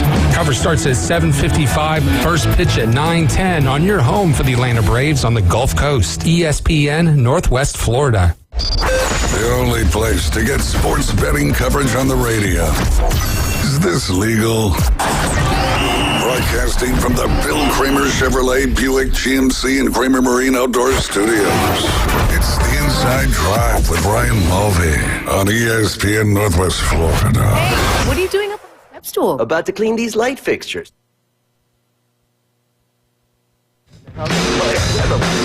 Here, I got a Swift adjuster to help with that. And welcome back. You listen to the Inside Drive live here on ESPN Northwest Florida. Love me some good Oregon. Makes me think of a good old baseball game. Yes, sir. We do have a caller on the line, our good friend Travis. Travis, how are you doing on this fine Thursday? It's getting warmer, starting to feel like summer out there a little bit. Oh, yeah, I know. I'm sweating down out here in the sun. Absolutely. What do you got for us today, buddy? Well, I was actually heard y'all talking about fast food, and I actually have two questions to ask about a memory of y'all and a fact that I learned by, seeing a post on Facebook having to do the same thing. So first of all, y'all remember whenever the Burger King nuggets were crowns? Yes. Oh, yes. yeah. It's funny. I was just talking about that. Their name was just chicken tenders. That's what they were called. Yep. They were just chicken, but they weren't chicken tenders. They were basically a chicken nugget stretched out like I don't even know what you call that shape. But yes, I do remember when they were crowns as well. Yeah, these ones, and I don't know why, but they tasted so much better than they do now. No, 100%. Secondly, do y'all remember when Wendy's was yellow? Absolutely. Oh, yeah. Yes. That's like when we grew up. That was when Dave Thomas was still alive. Yeah. Yeah. And it tasted better then, too. Yep. Now, here's the kind of fact and the reason, and I don't know if y'all know the reason why, and I didn't know this until I saw a post on Facebook. Do you know why they're not yellow anymore? Ooh, Jay, give us a speculation. I know you got something bumping around up there in your noggin. No kidding. Well, there was a finger in a chili back in the day that they found. That's got to be the reason why they changed it. They didn't want no one pointing fingers at them. Yeah. We don't know, Travis. No. Tell us why they changed from yellow. So I saw this in a post on Facebook, and I actually looked it up, and it's true. Red, which is in McDonald's, there's some in Burger King, Wendy's, all those places. Red is a human stimulant for hunger. Sunday red. Sunday red. You don't even notice it, but red causes you to be hungry. The color red has interferes and makes you hungry. Interesting. I'm looking at a lot of red right now, and I don't feel any hungrier. No, I believe you know. That makes study, sense. I guess. So it was a marketing thing for them. Essentially, they switched off of that color to try to get in with the time. I mean, apparently, red too is the most pulled over vehicle type as well. I don't have any fact behind that other than what I've heard. Also, I saw this on Facebook. Red is also the color of blood. Actually, a blood that comes out of your the skin. body. There you go. Yeah, I saw that on Facebook. It's got to have the oxygen hit it first. Makes you like a vampire. It's kind of like the umbilical cord, and that's what makes the babies breathe. Right. Yep. But there you go. After I looked that up, I started really paying attention to all the fast food restaurants. And all of them have some kind of red in them. Wherever it may be, there is a big splash of red somewhere in the logo or the building or something like that. Whataburger. Ooh. They're orange, yeah. I think I've only eaten there once. That ain't red, brother. And that's their problem. If they had red, I would eat there more. I guess technically the primary color would be red, but it's a mixture of red and yellow, so that's two primary colors, so it's living out in its duality. What about what we were talking about earlier? They make it up for being open 24/7. There you go. Subway. Waffle House. It's not saying every fast food has to have red. It's just that's why they changed. Oh, he said everyone does? Well, he said most every friend. I guess you can get away with most, but I'm just going through in my head now the ones that don't got red. You're welcome, all local chains, for talking about you. Yeah. But when you Popeyes. go to Waffle House, what is the color of the tables? Are they not red? I can't. I've been to Waffle. I was literally there yesterday. They're red. I can't remember, but I'm pretty sure they are. Yeah, yeah. The whole table's like bright red? Yeah. Or was it like a border red? I feel like I'd remember if it was bright red. But you got Wendy's, Burger King, Sonic. What's another one? Taco Bell don't have red, does it? Culver's doesn't have red. Is Culver's a national fast Culver's? Is that a chain? I'm pretty sure. Yeah. They're out of Wisconsin. I guess that's technically not fast food. And they're like blue and yellow. Dairy Queen. DQ. Dairy Queen has red. I don't think Taco Bell has red. No, they don't. South of the border. Yeah. It's since they went to breakfast. They can't have red when they do breakfast. Neither does Popeyes. Bojangles. Bojangles' letters are red. Yeah. There's no Bojangles here, is there? I think the closest maybe really like there to be Dothan. Dothan. Man, that's a long drive just to get some Bowberry biscuits. Chicken, egg, and cheese is a good one. That's a. I love Bojangles. Yes. Yeah. Hey. I love their food. Yeah, Jay does too. I can see him salivating over here right now. Those Cajun fries. Yes, sir. That's good. I want to try like Jack in the Box or something that we don't have here. Alabama's got them. My first ever Jack in the Box was in Best Hometown. Yeah, absolutely. They're good. Really? I didn't know that. Ryan says Waffle House has red seats and gray tables, so he can picture it now. Red seats, yes. Yeah. Red seats, I Googled it, actually. Oh, you did? Yeah. Thank you. Were you talking about me, Ryan? Or? No. Oh, Ryan, yeah. Yeah. Nice. Milo's in Alabama. I thought we had a Milo's here, but that might have been one that I seen on the way home one time. I can't remember one here. There's 7-Elevens here. Yeah, that was a big throw-off whenever growing up in St. Pete, there was a 7-Eleven on every corner, so it was like Slurpees every single day. Then you move up here, and you got to settle for Paradises and Ices. Yeah. Our good friend Steve Wiley just drove by a Waffle House. There's a red roof and trim on Waffle House. Ooh. Myth busters. There you Tell go. Steve not to text and drive. I'm sure he waited until he got to Bay Point before he did that. Or after when he built. He's a man of the... Ooh, Golden Chick from Ohio Brad. Not red at all. Golden Corral. Golden Chick is fire. That is. Corral is red. Yeah, Golden Corral's red. That's not fast food, though. Yeah. Yeah, it's buffet stuff. Lots of food. Lots of food. Golden Corral, the word makes me hungry. I don't know why. It is amazing. You and me are two different types of people, Travis. I love Golden Corral. Oh, man, that's good. I want to hear the top 5 restaurants that Travis Peterson doesn't like. Top 5 that I don't like? Yeah, we'll save that for a segment one day. Yeah. Believe it or not, I will tell you this and you will never guess it. But Taco Bell, I have only ate since 2017. Before that, I had refused to eat it. You weren't living then. Yeah. That was like the prime, believe like it or not, I had no Mexican. I was not a Mexican food person at all. I would not try it, did not like it. You built a wall around your preferences there, huh? But you tried it and things changed. Yeah. So that goes to show you that there's always time to change, Jay. That's right. Your sports IQ can increase. It can. You still have time. Believe it or not, like I actually sit around think of the things before I, got out of my mom's house that I did not eat. And I think back, if I made a list, y'all would probably hang up on me. We're getting pretty close right now, Travis. Oh, goodness. I'm just kidding, bro. Keep going. No, he's not. If I made a list, y'all would be... I don't know what I ate. I cannot remember what I ate because there is... You make a list, it was chili, Mexican food, highly detailed there. Are you turning left or right now? Oh, no. I hear the signal. Yeah. He's on to the next. He's got his emergency signal. Could be hazards. Yeah, could be hazards. I'm talking about Mexican food as a whole, like no tacos, burritos, nothing. Meat, cheese, and tortilla? Anything like that? Yeah. Nope. I wouldn't even touch a tortilla. No touchy the tortilla.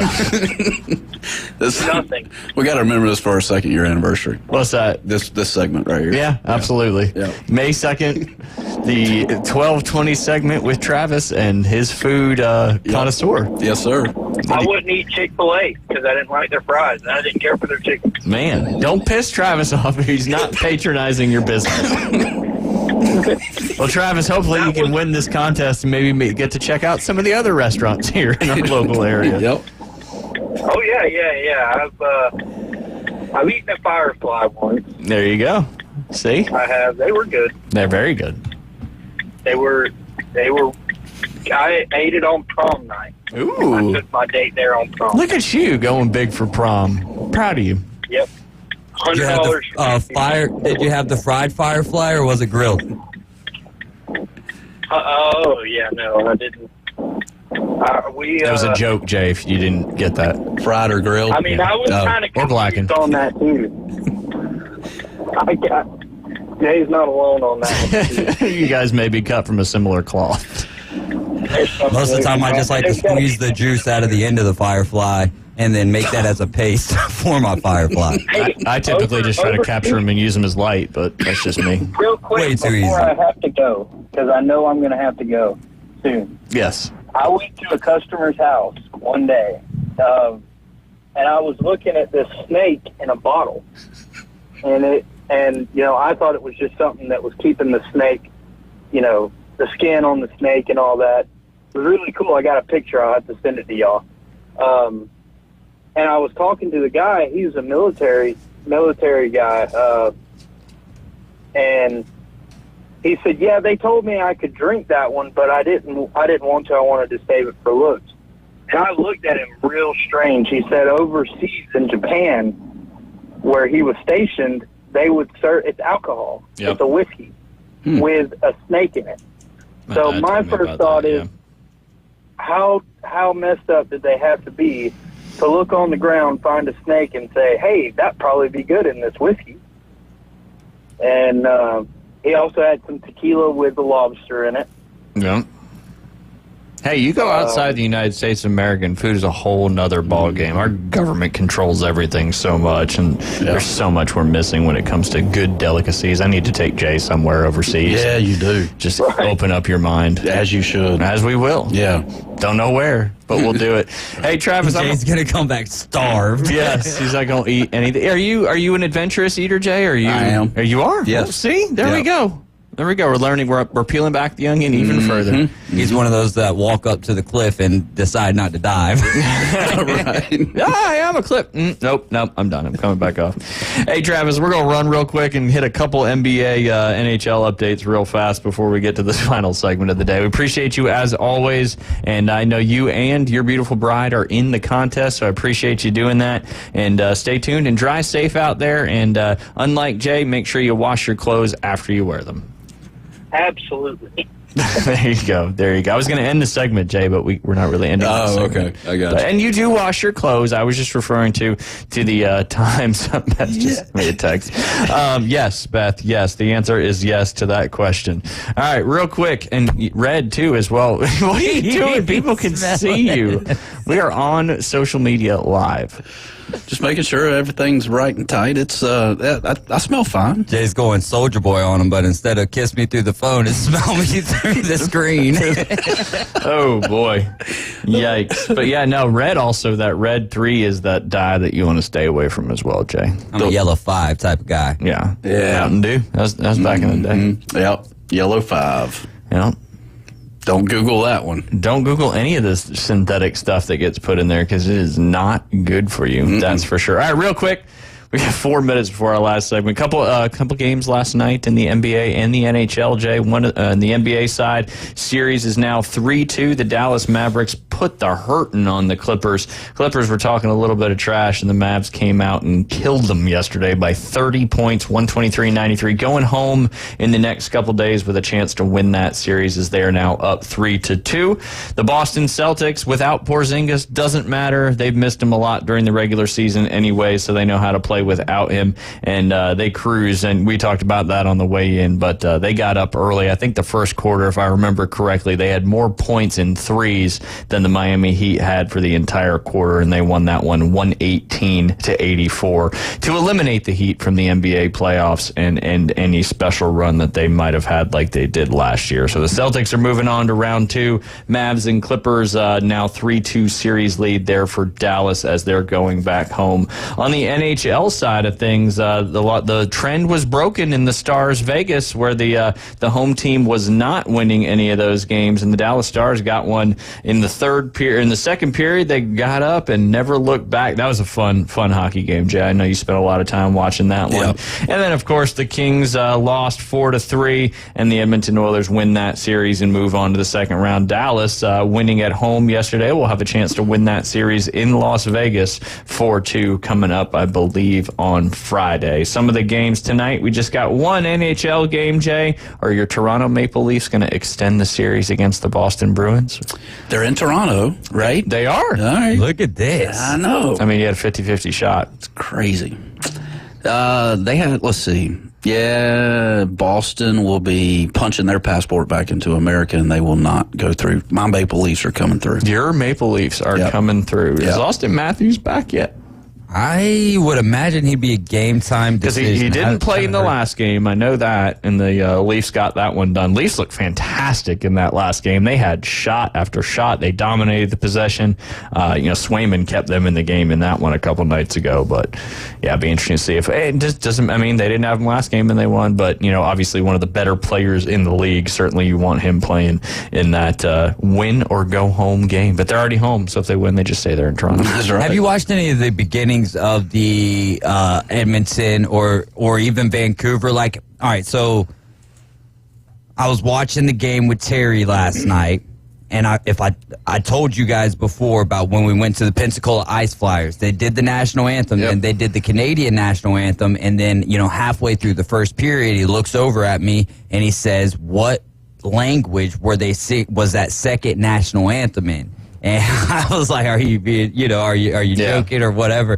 It ends up, we're watching the game last night. They do the Edmonton national or the Canadian national anthem in the Edmonton, but then the whole crowd is singing it. Yeah. So I was like, asking Terry, does that still sound like another language to you? And he actually, no, I didn't even ask him. He was like, yeah, man, I'm just not getting that. Were they singing it in French or were they singing it in English? It sounded like English to me, But he couldn't grasp I think it was because the crowd was singing it, though, so you weren't able to hear it. But I was cracking up laughing. Usually in Canada, they sing it in French. Yeah. Now, when you're in a United States arena, when they still do the Canadian national, they sing it in English there. But was that Pensacola Ice Flyers game? Were they playing a Canadian team? No, but I think it's because the owner we've had this. That's right. That's right. Is Canadian. Absolutely. Absolutely. A couple game. Yeah. There you go. The Bucks Pacers. Pacers have a chance tonight to close out that series and beat the Bucks at home. They're currently up 3-2. They're a 6.5-point favorite in that game. And then the Knicks 76ers game. That's going to be a huge one tonight. I know the 76ers ownership bought up about 10% of the tickets and given them away for free, as there was kind of a little bit of debacle last time. This Knicks Philly series has been intense with both these fan bases being some of the most exciting fan bases in sports, that's for sure. Philadelphia is a 2.5-point favorite. They need to win this game at home to force a Game 7 over there at Madison Square Garden. And like I mentioned, one hockey game tonight, Bruins Maple Leafs. Maple Leafs win. Game 7 in Boston. Boston wins. They're moving on to the second round. We have one more segment left for today. You're listening to The Inside Drive live here on ESPN Northwest Florida. ESPN Northwest Florida, available on all your devices. Connected. Hear your favorite sports talk hosts. The Coach James Hale Show. You're listening to The Inside Drive live. The afternoon underdog. And your favorite teams. Braves win it! We're live on the app. Tune in, Alexa, ESPNPC.com, Facebook, YouTube, and in your car at 101.9 and 104.3. Wherever you go, there we are. ESPN Northwest Florida. Los Rancheros has been doing it right for 20 years. Los Rancheros brings a top-shelf dining experience to you with the opening of their beautiful new building. Watch all college and pro games on Los Rancheros' 14 large-screen TVs with great drink specials daily from 2 to 5 and during all the games. Los Rancheros, the place for live sports and great food on 23rd Street between Jenks and Harrison. Hello, this is Rick Vossen with RV of Panama City, your local Stormore portable building dealer, located at 2241 East Baldwin Road.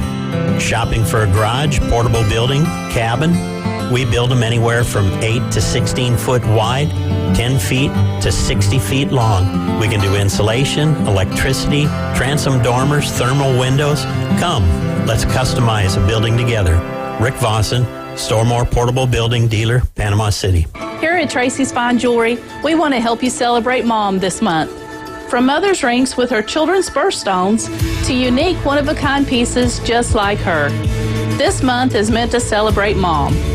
From our large selection of beautiful stackable bands to simple, elegant diamond necklaces that will bring a sparkle to her eye. This Mother's Day, show Mom how much you love her with a beautiful piece of jewelry that's as unique as she is. From Tracy's Fine Jewelry. You hear it first.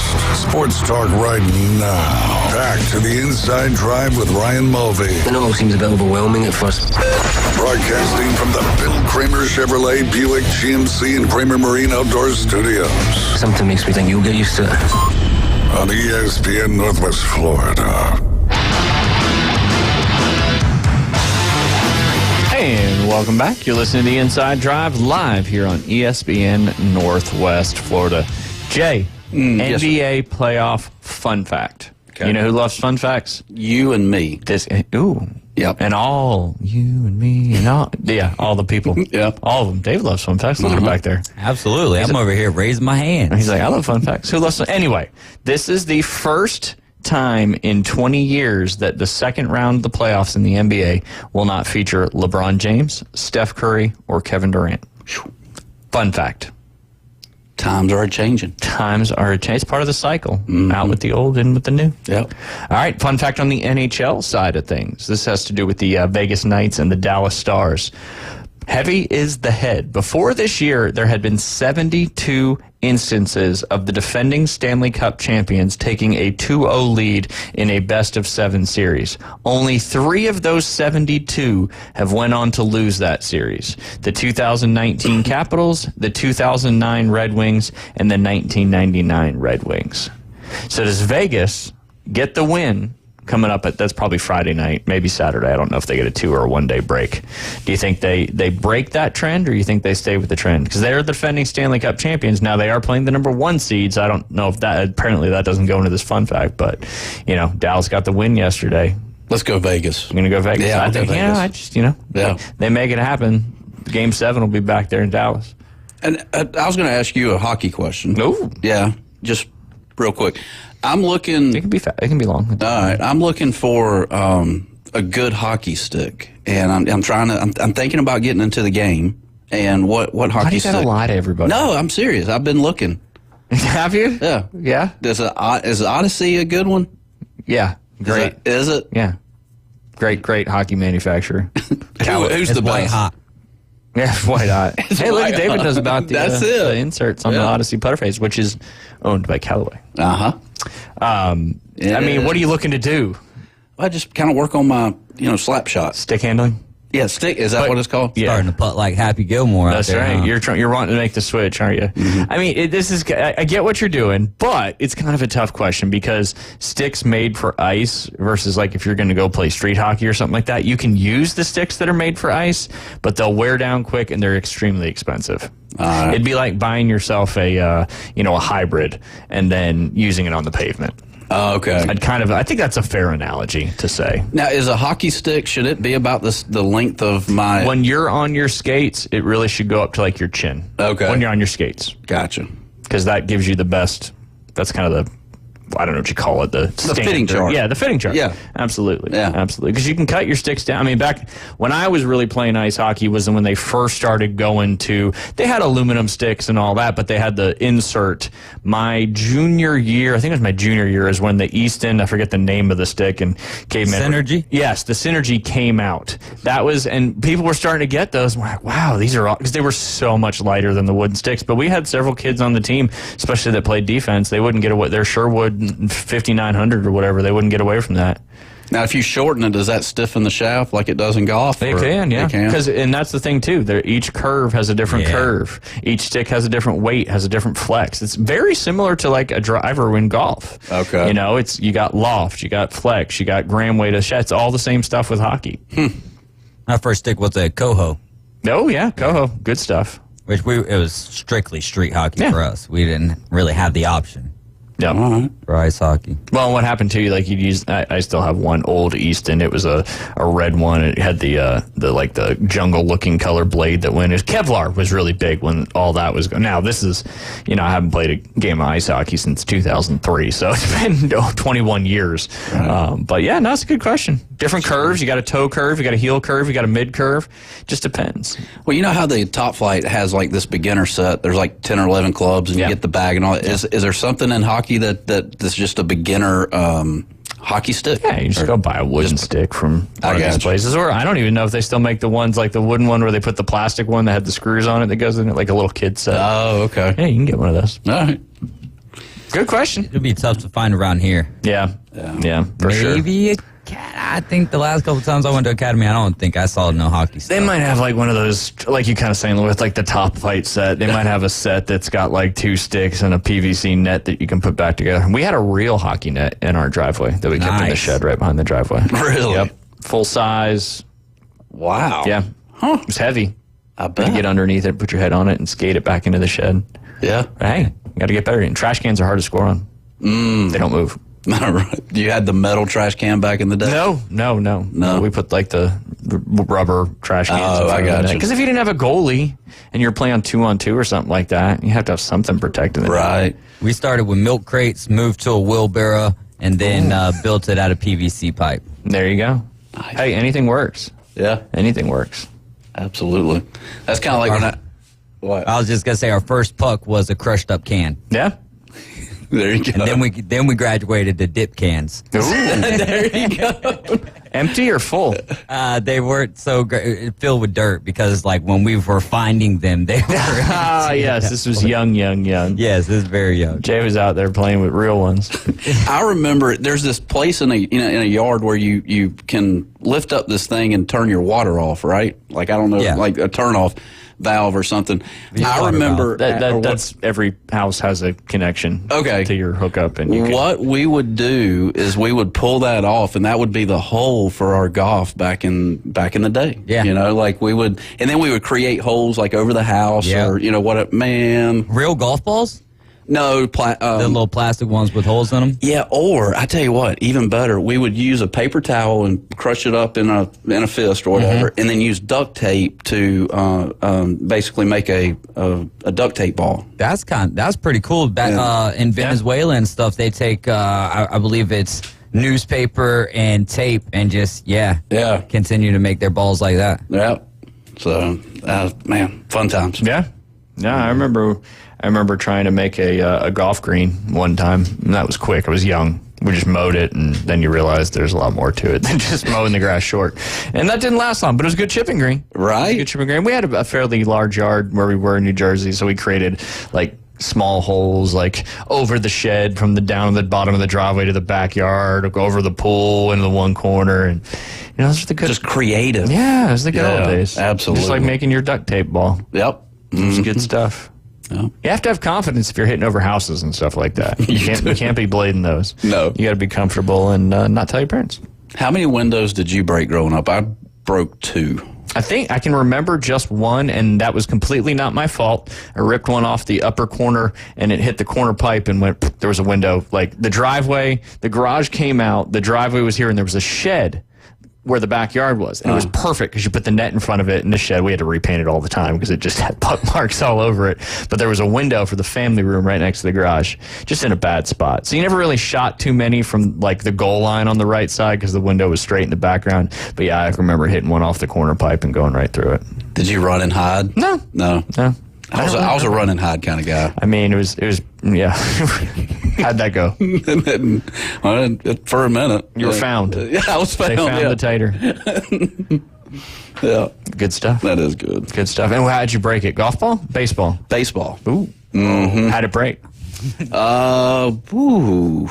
You just remember foul ball. Yeah, foul ball off a bat. I was pitching, and it went straight through my parents' bedroom window. So the window was behind you? Kind of to the side a bit. I was going to say, so that's your backstop is a window? It was a fence, but it was off to the side. It was like a little nick off the But if I'm in the diamond here, it's somewhere back here? It's somewhere near your first base dugout. Okay. Yeah. Okay, so very much in play. Yeah. Especially for a right-handed hitter. Right. So that was rough. Did you have to work it off? Yep. I had to mow some grass for a few weeks. Yeah, a few weeks. Yeah. Nice.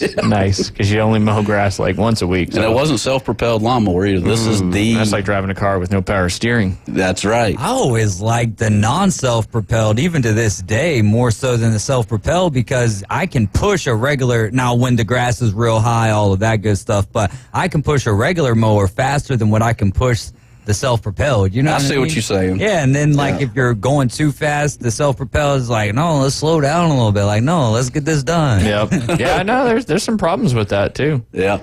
And then you have to engage it and just let it run. When's the last? I haven't mowed grass since probably 2007, 8. Yeah. In that concrete jungle over there.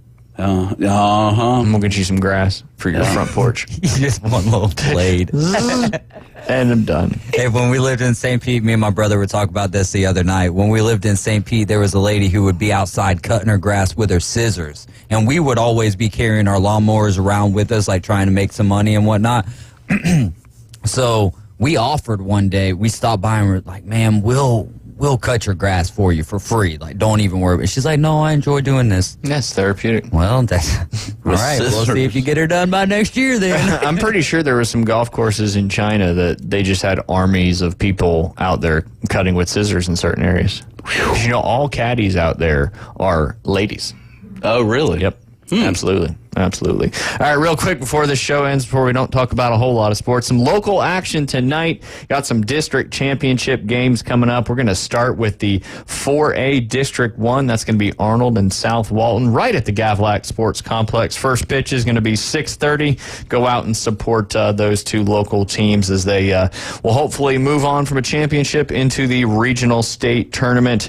Over there in the 4A District 1 on the other side, Arnold did lose softball side of things, did lose to West Florida 5-1 in the semifinals. So Wakulla plays West Florida for the 4A District 1 championship. Other teams that are playing in the championship there, you got the Bozeman Bucks baseball team. They beat Weewahitchka 15-0 2 days ago in the semifinals. Port St. Joe beat Franklin County 7-6. They will play tonight, first pitch at Bozeman. That is 1 and 2 seed there. The Bozeman Bucks trying to become the 1A District 4 4 champions moving on to the state tournament. And then on the baseball side of things still, Mosley is playing in the district championship for 6A District 2 against Childs. Childs beat Crestview 3-0 in the semifinals. Mosley beat Leon 2-1. That's going to be, I believe, at Childs, 6 p.m. first pitch on that one. And then also Pensacola Catholic will be taking on North Bay Haven. North Bay Haven, is this right? It says Walton beat North Bay Haven 2-0, but then it has Pensacola Catholic playing North Bay Haven in the district championship. I'm just going off of what Mass Prep says. I know Pensacola Catholic has only lost 1 game this year. They're 25-1. So maybe something happened. Maybe Walton couldn't make it to the game, or listeners chime in. Yeah, please let us know. I can only do with what the information I have. And then last but not least, on the softball side of things, after North Bay Haven, the number 1 seed in the 3A District 1 tournament, beat Bay 13-2. Walton beat Pensacola Catholic on the softball side. North Bay Haven versus Walton for the district championship. First pitch tonight at 6 p.m. Lots of local stuff. We'll update everybody on the regional tournaments as they progress. Don't forget about our giveaway. Lots of good stuff out there. I still haven't pinned that post yet, but all you got to do is go on our Facebook page, ESPN Northwest Florida, find the post, share it, tag 3 Fins when you share that post. Make sure you like our Instagram and our Facebook page, and you'll have a chance to win a $150 gift card from Firefly, $100 to American Charlie's, $75 to Christo's, an Inside Drive t-shirt and hat, Golf Plus bundle worth $100. The best prize of them all, you get to spend an hour with Jay Henley on his undivided attention. It says lesson, but you can really do whatever you want in that hour. Also, a Bill Kramer GM full detail, and last but not least, a round of 2 out there at Bay Point Golf Club. Jay, what do you want to leave everybody with today before we kick it to the next show? Go do something fun today. Whatever it may be. Whatever it is. Yeah. Everybody's got a different definition of fun. Canoe, kayak, go play golf. Yeah. Mow grass. Go watch a high school baseball game. There you go. Go support those local teams. Yeah. Iron some shirts. Ironing is the worst. Get you a steamer. You listen to the Inside Drive Afternoon Underdogs coming up at 4 p.m. We appreciate you hanging out with us. We're going to have a lot of fun tomorrow on Fun Friday. We'll be introducing the band Scabby Toes. Y'all have a great rest of your Thursday. We will see you tomorrow.